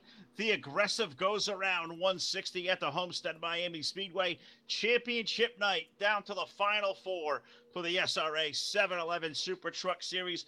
Phil LeCasse, Todd Stanton, Joe Allen, and Blake McCandless on the call here tonight. Very surprised to have my 2 partners alongside. Todd and I thought ourselves we would be here all day with the 2 of us, and Blake was able to jump in just before the green flag. We were thrilled to have him, though he's out on assignment, doing his job at the Gardner-Webb University men's basketball program, and they're out in Central Florida, but Blake had the laptop with him, wanted to jump in, be a part of the broadcast, and then our buddy Joe Allen, he popped in about 5 minutes later. Did not expect to see our buddy Joe Allen. It's been a couple of days since we've talked to him, but been a long time since I got to join the booth with you up here, Joe. I mean, how's the things of coming back here, getting yourself out of the trailer, and having to call some of these green flag laps? So good to have you alongside, brother. Oh yeah, it's definitely a different change of scenery. I'm used to being in my little black box down there in the infield, working all the controls and stuff. Todd Stanton down there kind of threw him into the fire, and he's doing a fantastic job as always. It's really a learning curve to go down there and jump between 2 different sims. As a lot of you know, Full Velocity, we've expanded our realms over into the iRacing scene, so bouncing back and forth between NR 2003 and iRacing, and We got a lot of stuff coming up here, a lot of exciting things coming up over the next couple of weeks, Phil. I mean, I know tomorrow night we go over to Extreme Motorsports for their Super Speedway segment finale. Friday, I believe, we'll be back on the air with Big Show Promotions for one of their qualifying events for the big Fall Nationals race. And then Saturday will be the actual feature for the Fall Nationals race. And we also have Jamie Tedder and the SMO gang Saturday night. Sunday, we move over to Homestead with the FTF gang for their championship, ASUS championship night. So a lot of exciting things coming up. I know the following Monday, we're back over with Brody Hanna, Brandon Elder, and Adam Edwards and all the guys over at Full Throttle Sim Racing back in iRacing. So a lot of things going on for the Full Velocity Network. Appreciate everybody out there that supports us. I believe we've broken the 400 likes mark on our Facebook page. So big thank you and shout out to all of our fans. I believe we have over 150 subscribers on YouTube. So thank you to everybody out there who supported everything we've done at the Full Velocity Network. If you want to get yourself on the air, visit our website, www.fullvelocitynetwork.com. Go fill out a broadcast request, and we'll do everything we can to accommodate you as best we can and get your league put on the air for all of our fans to see out there. But Blake, pace truck making the hard left-hand turn off the banking of the speedway. David Schildhouse going to lead us back to green flag here on lap 69 at the Homestead Miami Speedway. 69, nice. David Schildhouse will start it to a pair of blue Fords, leads us on the front row as we enter the green flag again here on lap 70. David Schildhouse probably has that preferred lane on these restarts on the bottom. We'll look and see if anybody's going to get too bent out of shape. Looks pretty smooth so far, as it looks like Schildhouse not able to clear that 16 of Justice. McClintock, he's loose, but it looks like he was able to gather it back up. He'll lose a couple of spots and drift out, but this battle for the lead not over yet. Schildhouse to the bottom, Justice to the top. It looks like it's going to favor Justice as he's going to come out on the top side here. Schildhouse probably helped by a little bit of the two wide racing behind him with some draft. Jason Justice not able to clear him. Meanwhile, Matt Watkins, he's taking control of our championship battle. He's in the third spot and getting a challenge from Vassar and Derek Justice. Now Schildhouse is moved to the top spot. He is now the leader as we go down the backstretch on lap 71. Yeah, it was a sea of blue trucks off of turn number 2. They were almost 3 wide for the lead there. Now you look behind, you kind of get the rainbow connection back there, that green and orange go-gaddy scheme there of Matt Vassar. That white and pink number 31 of Derek Justice. We kind of getting a full spectrum of the rainbow there, but now the blue truck's under attack up front. Here comes Matt Vassar to the low side. He'll pull up alongside Watkins. Now put him alongside Justice. They're side by side for second, Joe, as they approach toward turn 3. Yeah, Vassar not able to do anything with the 16 of Jason Justice. And, we talked about it earlier. It just looks like, at least the first or second lap of these restarts is when the tires are best to be able to go down to the bottom and make a move. We saw David Schildhouse go down to the bottom, was able to actually clear the 16 of Jason Justice to get himself into the race lead. Matt Vassar down to the bottom. He's going to try to clear the 16 of Jason Justice, maybe slide up in front of him on the backstretch. Looks like he may be able to do so with how high Jason slid up the hill there. Move the number 10 of Matt Vassar up into the second spot. Jason Justice going to try to battle back down to the inside. So we see the inside lane still working about 3 or 4 laps through the restart here. Eventually the tires are going to start to give way. There's Derek Justice, guys. He's resumed the championship lead here, battling inside the top 4 now. He makes contact with Matt Vassar, actually, puts the 10 into the outside wall. Derek Justice now trying to clear that number 10 machine. And there goes Jason Justice in the 16. He's going to try to work his way for the race lead off of turn 2, Blake. Yeah, Jason Justice not able to clear the number 7 of David Schildhouse, and it looks like Vassar and Derek Justice had some contact, and it looks like Vassar was not happy about it. He swiped back on the straightaway to let Derek Justice know that even if he is a championship contender, he's not going to take somebody sliding him in the door. It looks like the Justice brothers trying to work together to get some draft. The 16, slight contact at the front between the brothers. That's going to move Justice down to the bottom, or Jason Justice down to the bottom. Can't use just the last name with these two. And Derek looks like he's going to get behind David Schildhouse. He says bye-bye to his brother. He's going to take the second spot and the championship lead. Yeah, he does so into turn number 3. Put the 31 now up to P2. Vassar trying to move on the outside. He's got Jason Justice down low. He's trying to charge back up alongside his brother Derek there. But the inside, as we've seen all night long, it just does not work down there by yourself. And now the 31 of Derek Justice going to give it a try, Joe. He'll swing to the inside. Can the 31 find the lead for the first time tonight off of turn 2? 31 going to slide up in front of David Schildhouse, but as you see, there's the crossover, the 7 back down to the inside line with all that momentum. Looks like Matt Vassar is going to follow him down there. Both those trucks may actually clear the 31 of Derek Justice in turn 3. They both do. Move the 31 of Derek Justice back to the 3rd spot now, guys, with Jason Justice in tow back there. Corey Carpenter rounds out the top 5 as it looks like the 16 actually makes contact with his brother Derek. Move Jason Justice now to the 3rd spot as he battles to the inside. There goes Matt Vassar down the inside of the 7. We got racing all over the racetrack here, guys.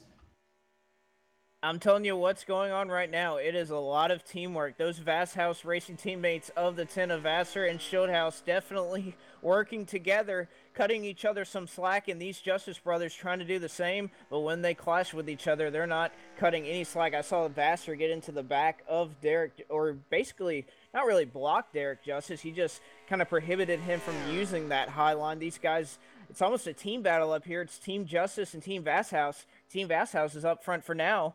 And again, Corey Carpenter right behind Derek Justice. He's looking to pounce for the championship lead. Yeah, he absolutely is. And he's got that outside lane rolling. Corey Carpenter giving Derek a great shove into turn number 3. Put the 31 back up to that 3rd spot. But now, Joe, looks like off of turn number 4, they're going to be side by side for 3rd. They almost side by side for the lead, but 3 wide down the front straightaway.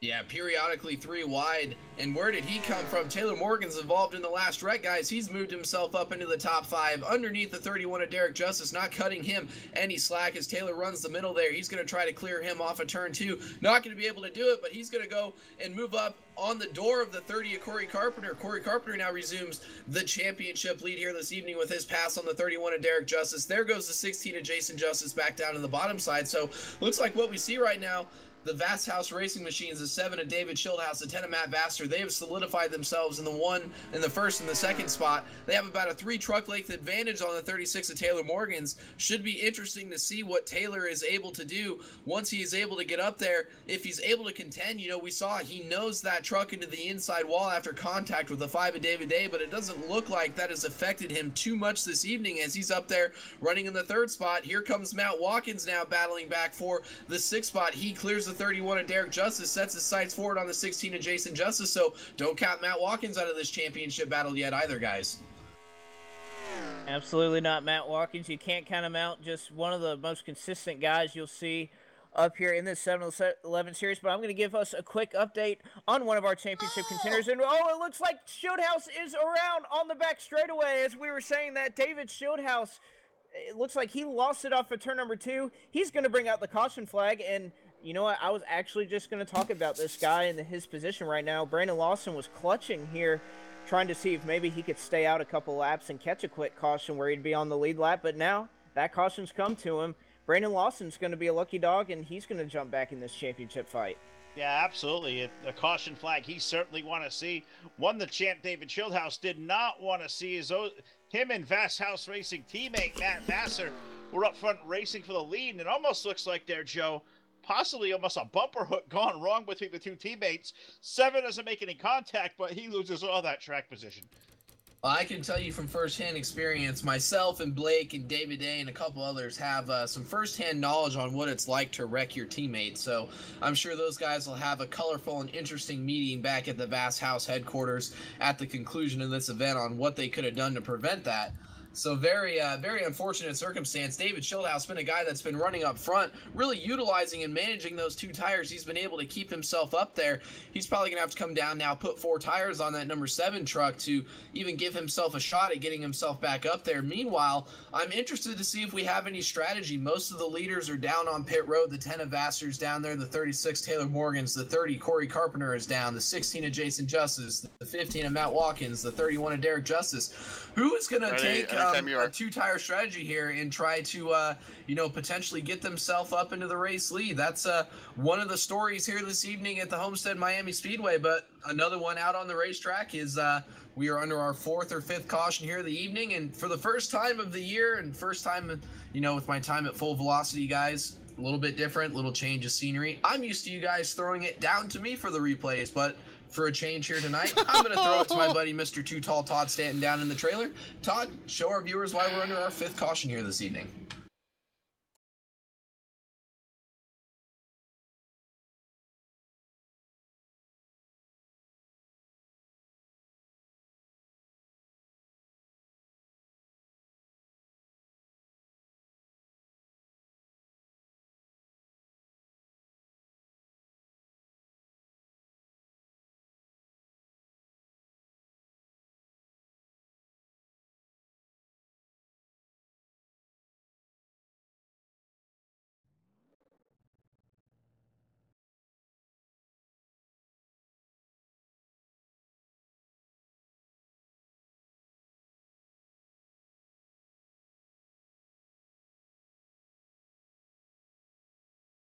Yeah, we'll have to ask David, when we catch up with him again live on our airwaves. Of course, David Schildhouse, very much a member of the Full Velocity Network staff, and we'll see a lot of him over the course of the next couple of days when we get back on the air. But I'm not so sure, Joe, if this is one of those cases, as David likes to say, they called the race tonight. The aggressive goes around 160.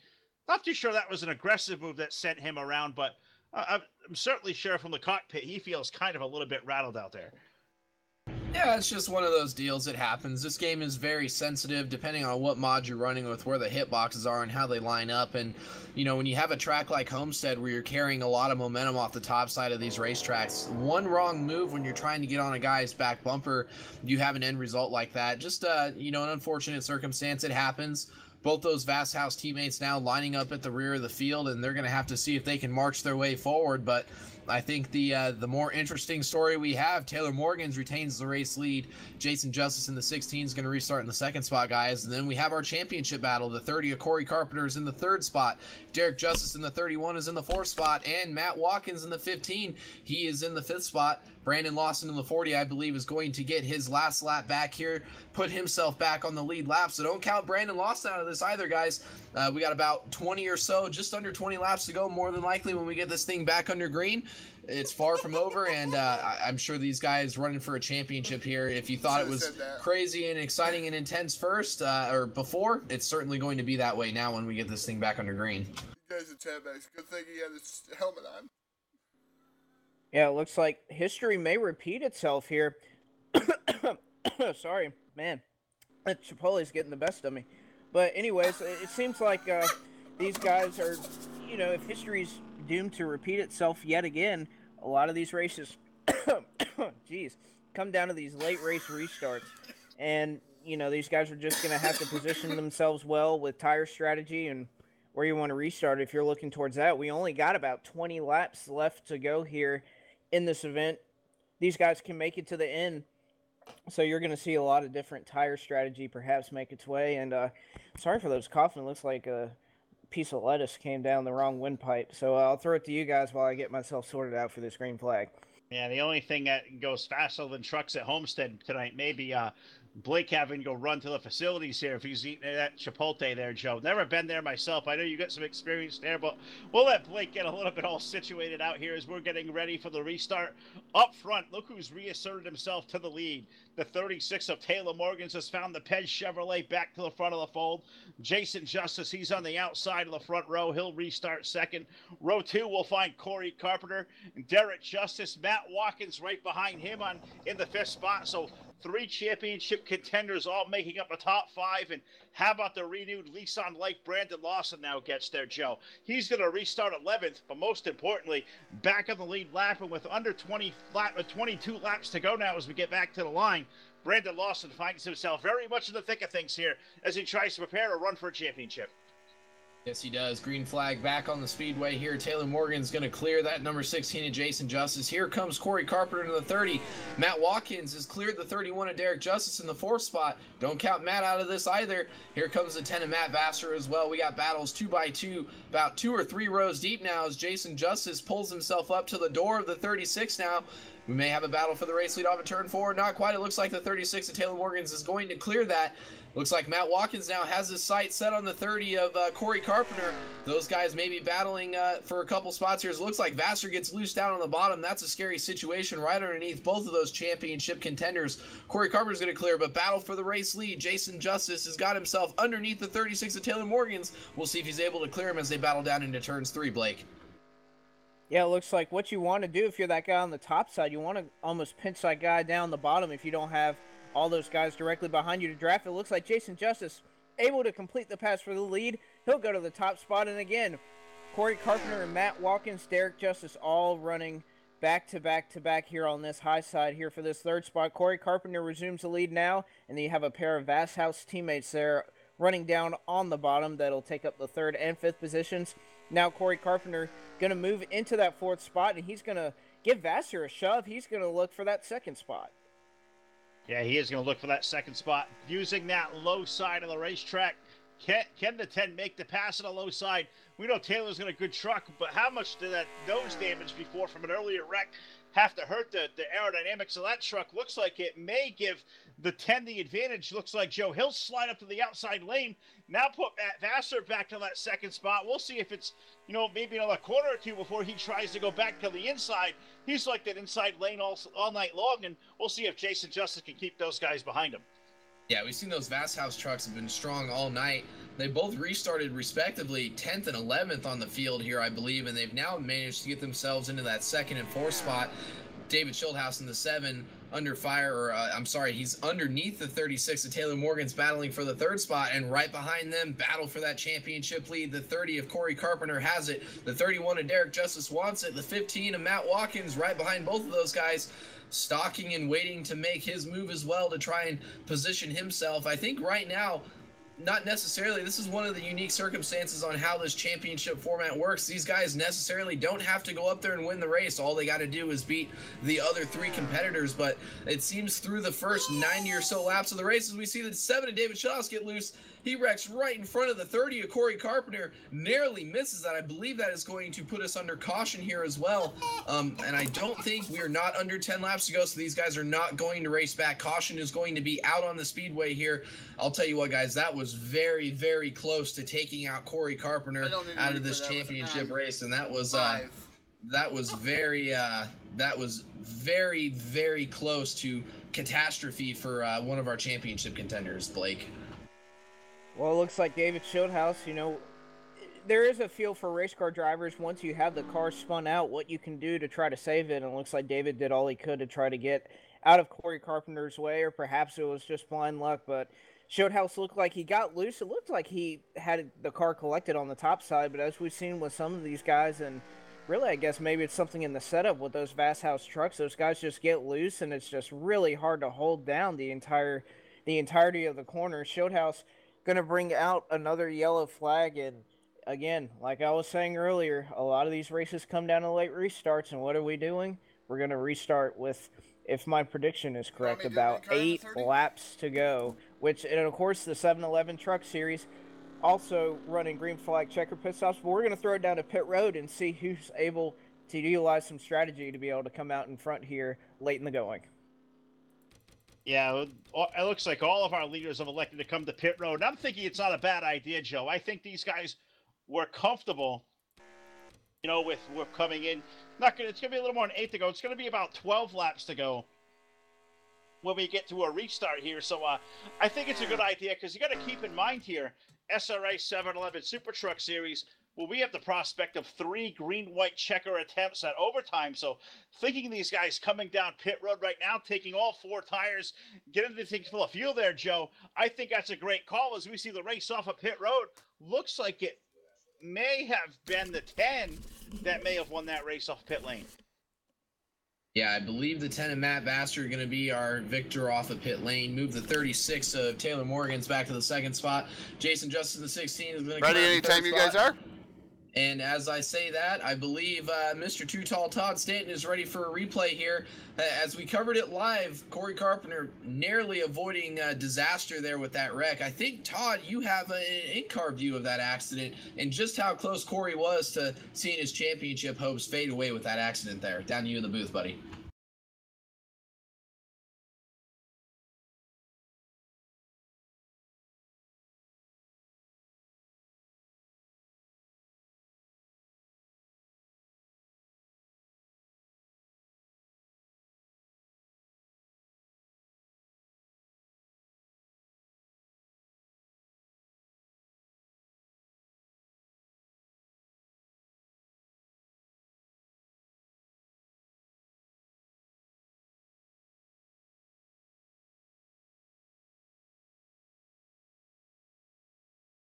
Yeah, absolutely. It's just sometimes to win one of these championships, it's sometimes better to be lucky and good. And right there, Joe, Corey was pretty lucky right there, because another 2 which is out to the right. If Schildhouse spun that thing out anymore, it may have destroyed that 30 car. It would have destroyed his championship hopes. But you got to think he's got to be thanking his lucky stars right now. Oh, yeah, absolutely. He lives to fight another day. He's going to restart, I believe, in the 5th position here. Championship leader Derek Justice will restart in the 4th spot. Matt Watkins is going to restart in, I believe, the 7th spot. And right there he is, the 40. Brandon Lawson is going to restart in the 8th spot here, guys. So all of our championship contenders are all within striking distance of one another. I think we're going to restart this race with right around 11 laps to go, I believe, if my math is correct, if the lights go out on the truck this time. So we're going to have ourselves a little Homestead, Miami, Florida shootout coming up here. And it's certainly going to be an exciting one. We got guys like Matt Vassar and Taylor Morgan's up racing for a win here this evening. Both those guys have been very strong throughout. There's Jason Justice restarting in the 3rd spot. He's been strong and running up front all night. And then we've had all of our championship contenders that just can't seem to get away from one another. So that is certainly going to be a battle in itself with all of those guys. We're going to have battles all over the racetrack. It's going to be an exciting last 11 laps or so when we get this thing back under green. And I'm sure all of our viewers out there are going to love it as well. Yeah, it looks like our viewers are definitely going to be tuned into quite a treat, as it looks like this race is going to be decided in the waning laps. All these guys back to back to back. And I'm going to tell you what, I'm looking at that number 40 Dodge of Brandon Lawson facing a must-win situation last week. Brandon was able to lead just one lap. You know, he was way down there in below the cutoff, but Brandon was able to lead the only lap that mattered, the last one, to be able to secure his spot in this championship four. I would not be surprised at all if we were able to see Brandon Lawson pull it off now that he is back on the lead lap. This championship is wide open. All these guys are within 4 spots of each other. Just they got Jeffrey McClintock there nudged in between them. The one thing I'm also interested to see is how Jason Justice perhaps helps his brother Derek Justice. We saw a little bit early in the race, perhaps providing some draft, not necessarily team orders, but if I used to do it with my brother. If he was out there trying to run the bottom, you kind of duck down and maybe give us some drafts. So we'll see how that comes into play, as it looks like the pace car going to turn off into pit road soon. And, man, we're going to be treated to quite something special. I'll throw it to you, Phil, for the restart. Yeah, we're getting ready to come to a restart. Going to be, I believe, 11 laps remaining. We get up here, 96 will click up to the board as we head to the green flag. Matt Vassar going to lead the field to green. Green flag back in the air. Loud pedal is down. Vassar first one up through the gearbox using the outside. Trying to use that momentum there from the outside lane, but the inside with Vassar on the low side. Now Morgan's up on the 36. He's trying to find room. Guys all over the apron. The 16 hitting the apron off of turn 2. Joe almost goes around. Great save by Jason Justice right there. Yeah, Jason Justice almost I believe he actually got down onto the apron, had some big trouble there. That checked up the entire bottom line. Corey Carpenter has now lost a bunch of spots. He's actually fallen about a second and a half off the race lead now. He's under fire from the 15 of Matt Watkins. And guys, Brandon Lawson up there, he's battling the 31 of Derek Justice for the championship lead right now, as we see Jeffrey McClintock in the 17. He's going to clear the 36 of Taylor Morgan's for the second spot. We may have a battle for the race lead as well coming up here pretty soon. Yeah, as we said it right on cue, I said I would not be surprised if Brandon Lawson was able to pull it off.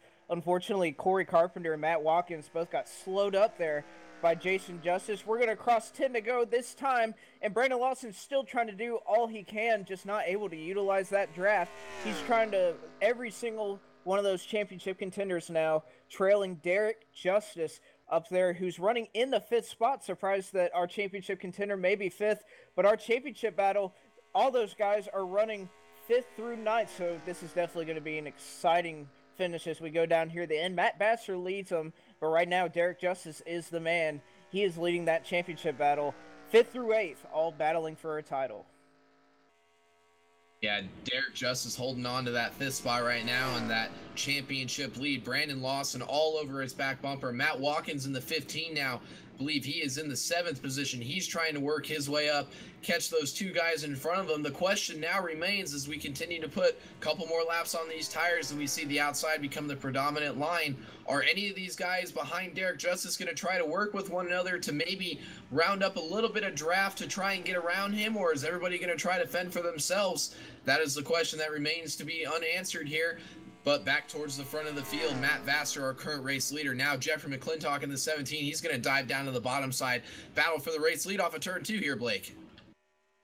Yeah, it looks like they got so close. Almost some contact made there between the 17 and the 10. That's going to allow the 36 and the 7 to pull up for that lead.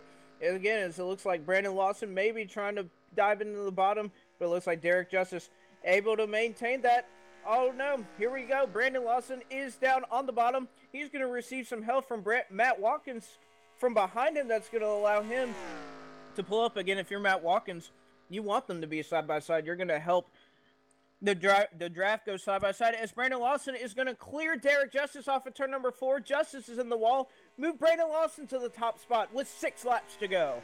Yeah, 6. Yeah, 6 laps to go. Brandon Lawson right there up in the mix as well. But racing action up for the, we got the championship battle on our mind. But look up to the front of the field. Things are getting hot and heavy. They are dicing, slicing up and all over 3 wide down the back straightaway. All these guys looking for running room, all chasing Matt Vassar, who's got the race lead, but almost 3 wide for second on back there. Shieldhouse of the 7 is there. Morgan's getting really loose in the inside lane. That's going to give the spot to the 17 of McClintock. They are sliding all over the Homestead Miami Speedway, Joe, as we're coming to, I believe, 5 to go when we hit back to the start-finish line. Yeah, coming off of turn 4, we're going to be coming back to 5 laps to go. Brandon Lawson is able to hold off the 31 of Derek Justice, the 17 of Jeffrey McClintock running in the 3rd spot. The 2 Vasshouse Racing teammates of Matt Vassar, the 7 of David Shieldhouse, both running up in the top 2 positions. As we see Derek, looks like he's going to try to peek to the outside, not going to be able to do anything. Brandon Lawson has kind of found himself in a tough spot here. He definitely is faster than the 17, but does he want to put himself in a vulnerable spot and try to make a move to the inside and pass him and leave the outside open for the 31 of Derek Justice? There's the 36 of Taylor Morgans. He's now under fire from the 15 of Matt Watkins. Championship contenders are going to be 3 trucks in a line. There's Corey Carpenter back behind the 15. Matt Watkins able to clear the 36. Brandon Lawson to the 40. Derek Justice is all over his bumper, Blake. Inside 5 laps to go here. It's about to get exciting. Jeffrey McClintock pulls over for the championship leaders there. Who is going to be able to come home as we see Derek Justice dive bomb that 31 machine down to the bottom? Will he be able to clear the 40? I don't know if he's going to do it. He's going to clear him, but Brandon's going to try to keep the momentum on the inside. He's going to try to shoot back down. I don't think he's going to be able to do much going down into turn 1. He's going to have to sail it down there, Blake. Well, it looks like he's going to try to sail it just like Derek sailed it in on him. The 40 trying to sail it down into turn number 2. He's not going to be able to clear him. The Derek Justice going to use that draft and that momentum on the high side here on lap 105 to try and pull up. Brandon Lawson sliding back now, but he's going to try to rally back again. This battle is not over again. In case you forgot, Matt Vassar. Oh, Matt Vassar is spinning in the front of the field. He's going to collect David Shieldhouse. Shieldhouse comes down, misses a championship contender. Caution flag is out on the speedway. Major implications avoided. And oh my goodness, guys, guess what? Our top 4 right now, Derek Justice, Brandon Lawson, Matt Watkins, and Corey Carpenter, and we're going to have a green-white checkered. Can it get any better than this? Matt Vassar spinning out into his teammate, and now, the question becomes, who's going to pit? What is the strategy going to be? But, oh man, I don't know what about you guys, but my heartbeat just sped up to about 120 beats per minute, but I bet those guys out there in those top 4 spots is about 160 right now. I can't believe what we are seeing here. These guys get ready to come to the white flag next time around, and carnage, chaos, and all ensued now off of turn number 4. And man, a wild ride there. I was on board with the 17 of Jeffrey McClintock, and he was doing topsy-turvies, but look at down on pit road there, Joe Allen. All 4 of our championship 4, every one of them hitting on pit road. Nobody wants to give an inch here. Nobody wants to take it or lose any kind of advantage that tires may give. We see all 4 down on pit road. I'm completely shocked down there. Now the question is, does somebody take 2 tires? Yeah, it's going to come down to the best pit crews and who's going to take 4 tires here. Looks like Matt Watkins just a little slow getting into his box there, trying to avoid the 40 machine of Brandon Lawson. Derek Justice 2 tires, guys. Looks like Corey Carpenter is taking 4 tires. Brandon Lawson taking 4 tires. Matt Watkins, Derek Justice, 2 of our championship contenders. Both of those guys on 2 tires. It looks like some of the others are going to be on 4 tires. I'm not sure about a 4-tire call here, Blake. We saw the likes of David Shieldhouse and Derek earlier. Granted, there were only 2 or 3 laps on their tires when they were able to hang up there with 2 tires. I think we have 8 or 9 laps on these cycle of tires here. I'm not sure if taking 4 tires is the right call here with a green, white, checkered finish, but these guys are running for a championship for a reason. They know what it takes to go out there and win, so I think this is definitely going to shake this up, and it's going to be a very, very interesting restart as Corey Carpenter comes off pit road 4th. I believe he is on 4 tires, and Taylor Morgans, I believe, is on 4 tires as well, but for the last time, hopefully here, I'm going to throw it down to Mr. Too Tall Todd Stanton for a replay as to why we're under the caution here, and we'll get ourselves ready for our first green, white, checkered finish here at the Homestead Miami Speedway. Down to you, Todd. We're going to try a different microphone here this time because I can get to this one a lot better than the other one. So we're going to take a look at what happened and what unfolded here between two Vast House teammates, the number 7 of Schildhouse, the number 10 of Matt Vassar. So we're going to take a look here. And we're going to do this at full speed.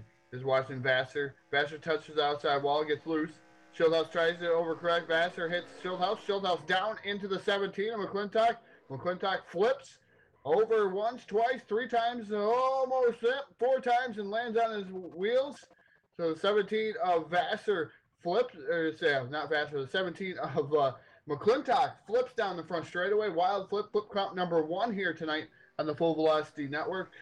Here in the Full Velocity Rewind, looks like Schildhouse and Vassar. Vassar getting more of the damage than Schildhouse, but those 2 trucks pretty heavily involved. All 4 championship contenders making it out of there unscathed. I tell you what, Corey Carpenter's trip through that wreck was pretty scary. Yeah, and now he's dodged a couple of bullets here tonight, but it looks like as we prepare for a restart, guys, green, white, checker attempt number 1. Wouldn't you know, Blake McCandless, our championship 4, they 1 through 4 up on the board. You look up front, Justice and Watkins, they both got 2 tires. Carpenter and Lawson, they got 4. Whose strategy do you like better here? And what do you think if we get 1 green, white checker? Does 2 play off over 4? If we get more than 1 attempt at a green, white checker, are those 4 tires going to come back and prevail? I really don't know, Phil. Again, this is just so exciting. We got differing strategies here, and all of our championship contenders right up here battling for the win here at Homestead Miami. To be honest, though, with how well the bottom side has been working, I like Corey Carpenter's position with those 4 tires and being able to utilize the bottom. That seems like it's the way to go on these restarts. But again, Corey and Matt were both victims of a bad restart by Jason Justice, and that's going to be something that's really important for these front 2 also. You got those left side tires are probably very, very cold right now. The last thing you want to do is spin them, and that's maybe what it comes down to. Let's say Watkins spins the tires, then it's a battle between Justice and Lawson for the championship, or both of them spin them or none of them spin them. Again, we're just going to be – this is going to be one wild of a show. I can't imagine what's going to happen, but whew. Get ready, strap in. All of you watching on the Full Velocity Network, get ready because you are watching this entire season come down to 1 green, white, checkered restart. Yeah, and quickly, we'll cover this real quick as the pace truck takes us down into turn 3. If you've tuned in before, you've seen green, white, checkered finishes. 3 attempts at a green, white, checkered finish. They'll come around, they'll take the green flag. If the caution comes out before they come back around to take the white, they'll restack them and repack them one more time. They'll try it once again. If a caution comes out before they were to take the white one more time, they'll get one last attempt at it. The next flag will end the race from there. But guys, looking forward now, our first attempt at a green, white, checkered finish. Blake, I'm going to throw the call down to you for the restart here. The pace truck makes the left-hand turn off down pit road. Derek Justice is going to lead us to green. Green flag is in the air. Green flag is in the air. Contact made between the 31 and the 15 as they head down here on the front straightaway. Brandon Lawson looks like he's going to go 3 wide on the top side, not able to do it. All these guys are 2 wide. Matt Watkins is poking out in front. It looks like he's going to poke out as Justice gets loose. They're 3 wide for second. Lawson's going to push it up the middle and get the high side. He's going to get a bump from Jason Justice going against his brother. Brandon Lawson on those 4 tires. He's going to get the high side, and they're going to come around to the white flag. 1 more lap to go. There's a 3-way battle for the championship.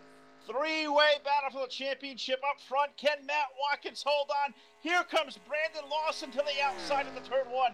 This is championship running right here, guys. All these guys, the top 3, top 4 drivers in contention for a championship. Off of turn number 2, give the advantage to Lawson. Watkins going to battle back to the inside. They are in a dead heat. Give the advantage to Lawson, Joe, into turn 3.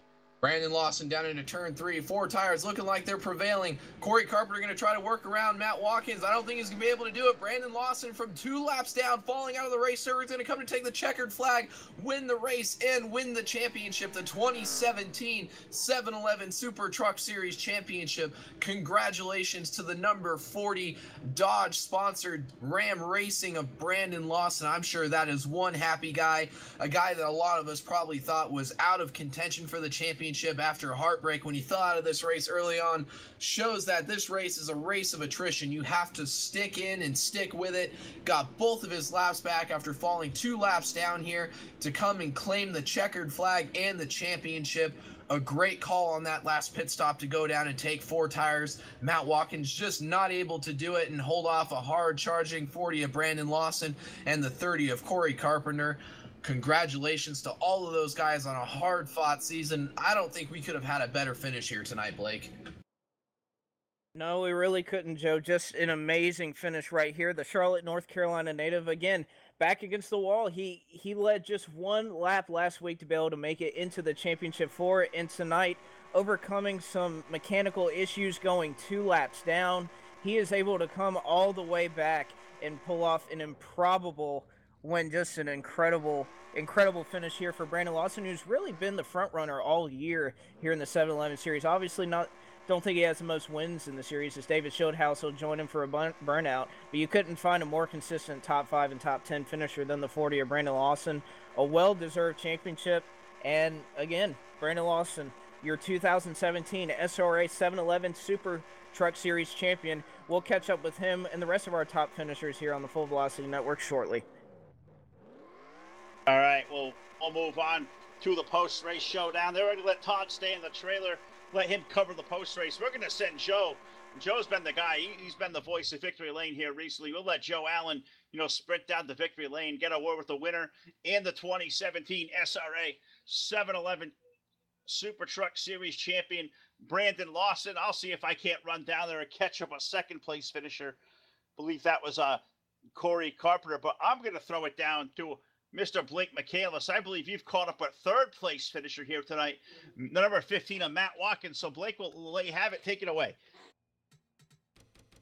Hey, Matt, I know you're down here next to this number 15 Chevrolet. I know you may be a little bit disappointed, but, man, what a wild finish that was. And, how was it to be a part of this championship throughout this night here at Homestead?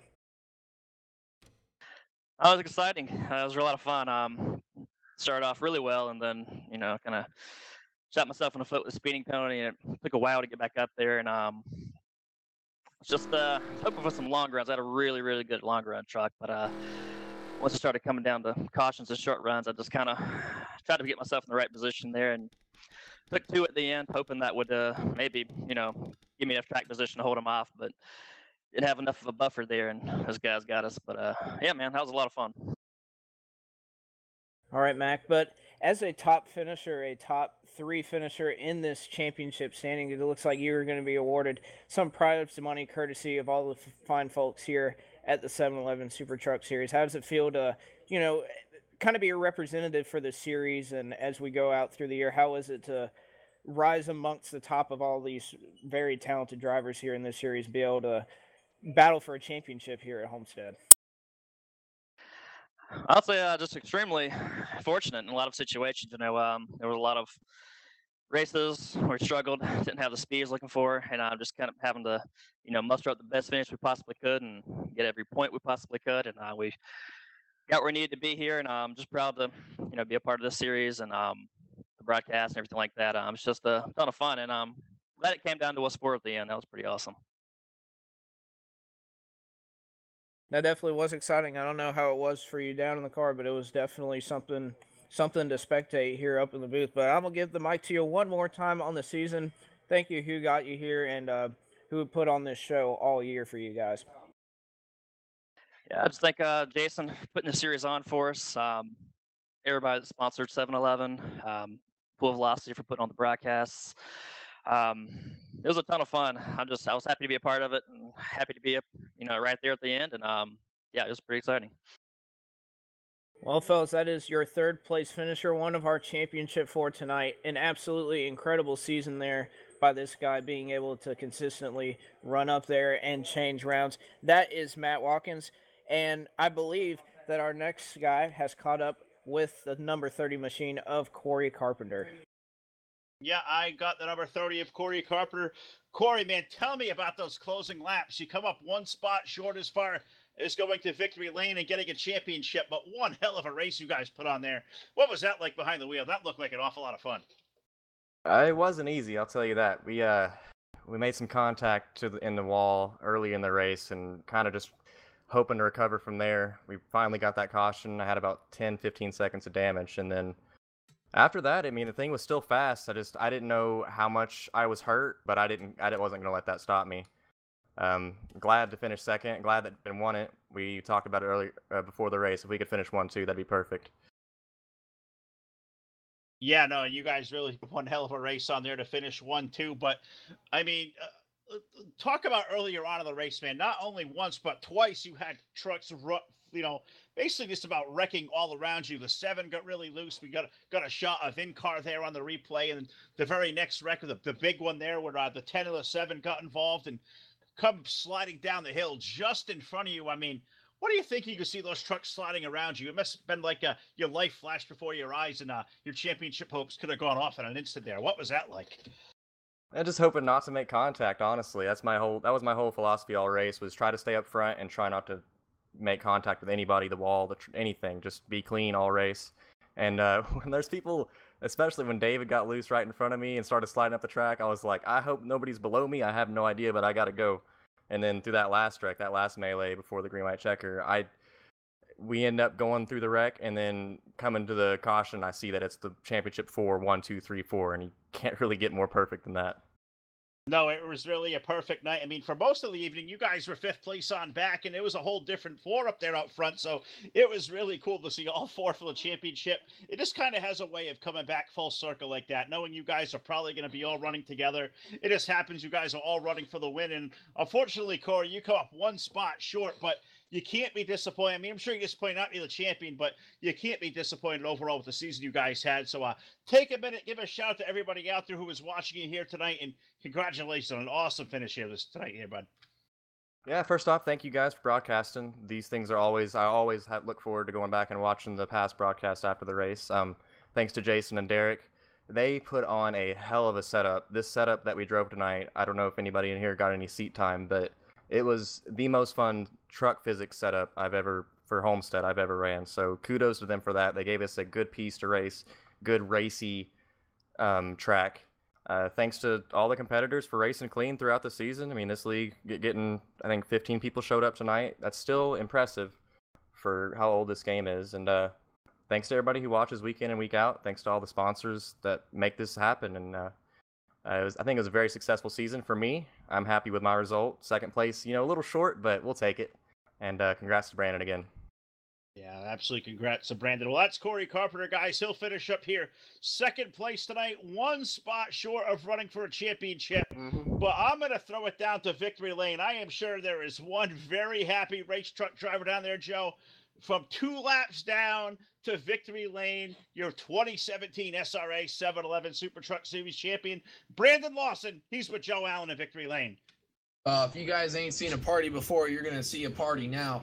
Brandon, tell us about it, man. That was exciting. I don't think anybody could be more ecstatic and probably more feared for what the night had in store when you got taken out a little bit earlier and went 2 laps down. Man, tell us about your night. It was a battle and just heartbreak early on, and somehow you stuck with it and you came out on top. Congratulations on not only a win, but a championship. You got the 2-peat here tonight. So tell us about your night, buddy.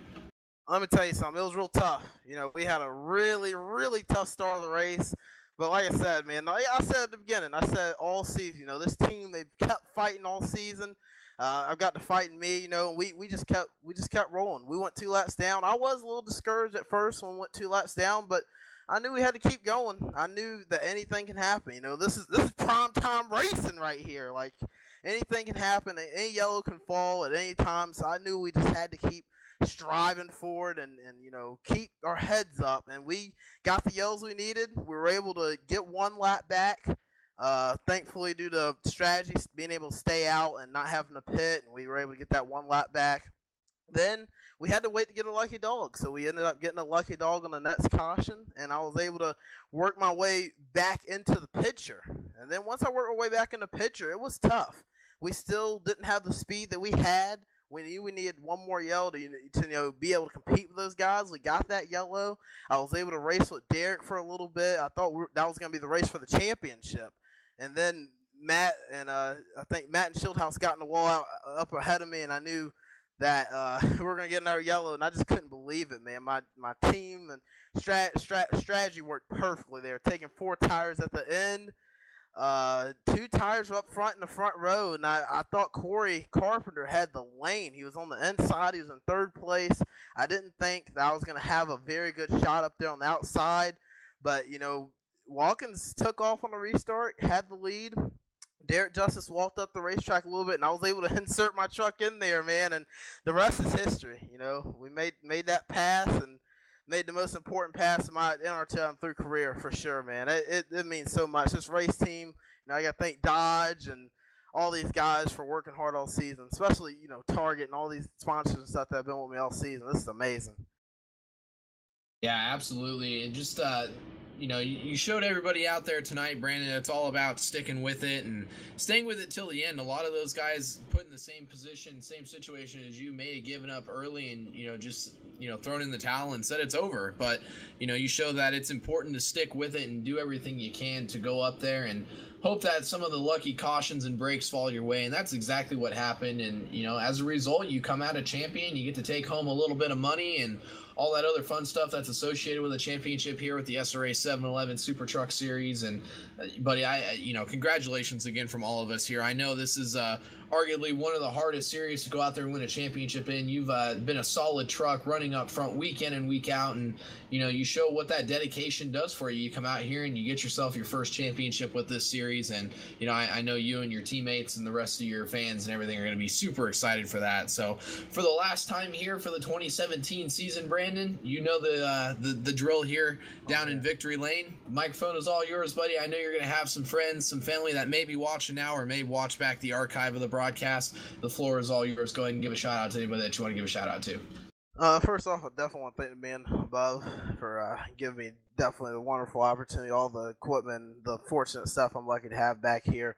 I want to thank my parents for everything that they do. They watched this race. They were cheering for me. As soon as I crossed the line, I'm doing my burnouts. There's my mom right behind me. Give me a high five, man.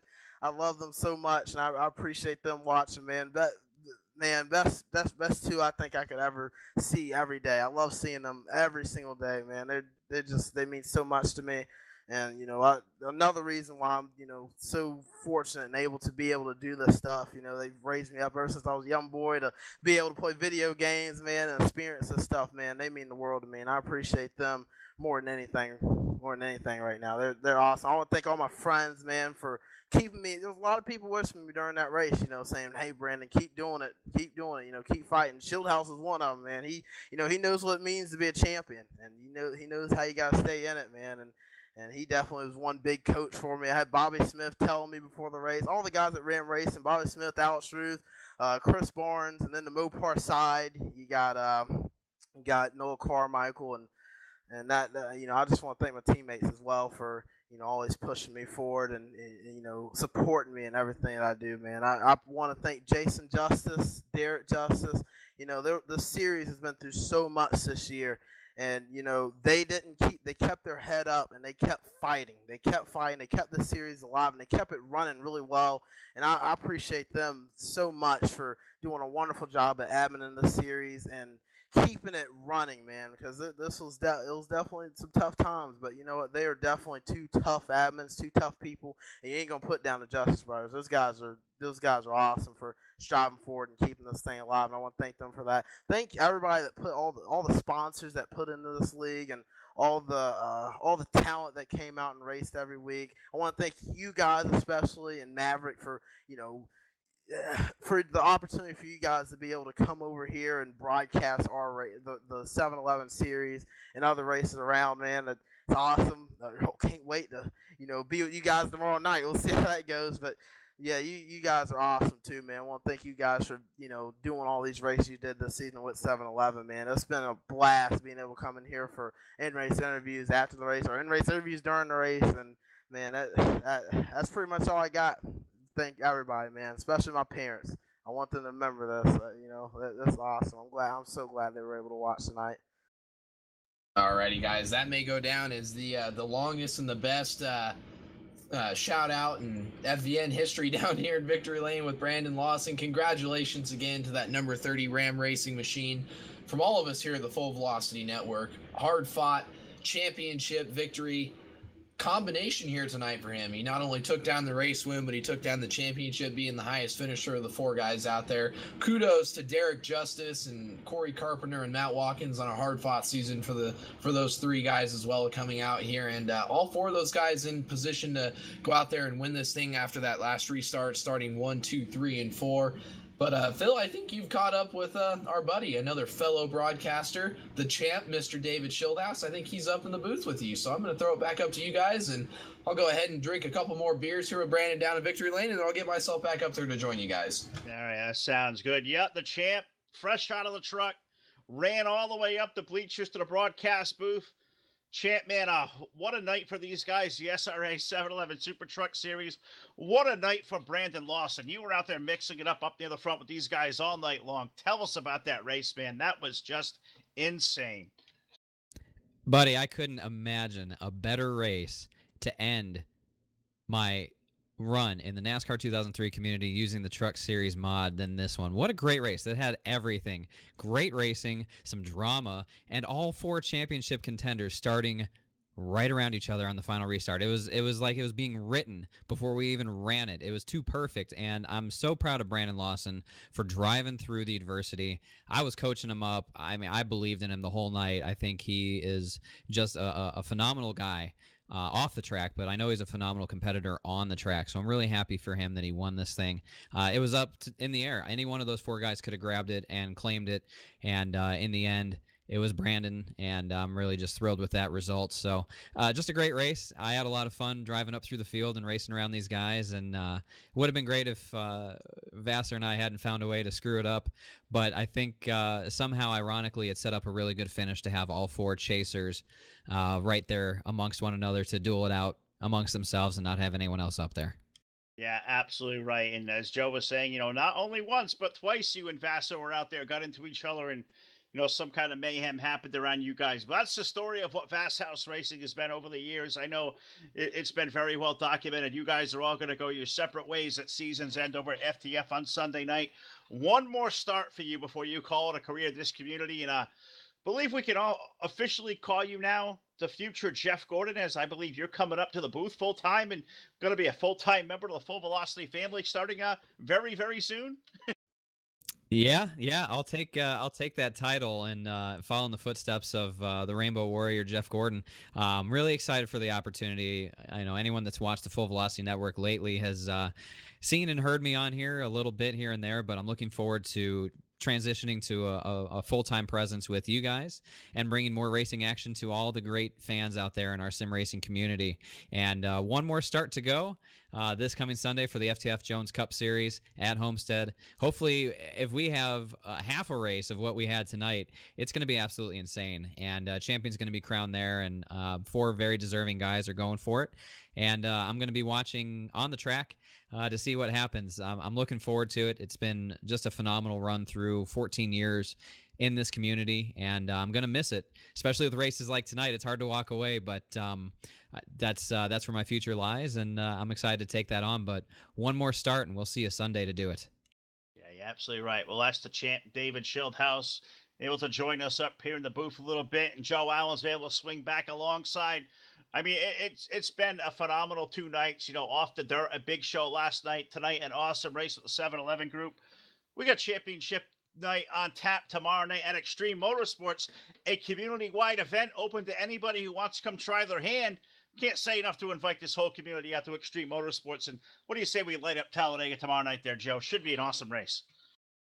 Absolutely. We visited the guys over at Extreme before, so should be awesome to see those guys again, to go out there and put on another race at Talladega. get all the drivers out there, and hopefully, I think they're running the one of the SRA Talladega tracks, proven 3-wide track, to go out there and just battle it out for a win. So that should be an exciting race. And then Friday we move over, host one of the first legs of the UMP Fall Nationals over with Big Show Promotions, and then Saturday we'll have the finale, the feature, $400 to win, a bunch of associate sponsors with Big Show Promotions, and then later Saturday evening we move over with Jamie Tedder and gang over at SMO for their SMO 13th anniversary race. That should be a fun one. Sunday, we move over to the FTF Racing League for ASUS Championship Night from Homestead Miami Speedway. We'll see the champ make his last ride at Homestead in the Enter 2003 community. He'll move up full-time in the booth with us. And then Monday, that following week, we head over with Brody Hanna and gang, another guy that we consider a friend and another fellow FVN announcer here, Brody Hanna, the gang over at Full Throttle Sim Racing. We go over there with those guys, and then Tuesday we visit back over to Big Show Promotions for their weekly night series, and I believe we're at Excel on Tuesday night as well. So we got a jam-packed schedule coming up over the next 5 or 6 days, Phil. Yeah, absolutely right. Big time racing, the ultimate esport experience right here. The soundtrack of sim racing is the Full Velocity Network. So on behalf of my partners here, good to have Joe Allen alongside, Todd Stanton in the control booth having a really good night down there. Blake McCandless is able to join us this evening. So thankful to have the best crew in the business surrounding us up here. The immense talent, the ferociousness, the high energy, all right here on the Full Velocity Network. We will see you tomorrow night.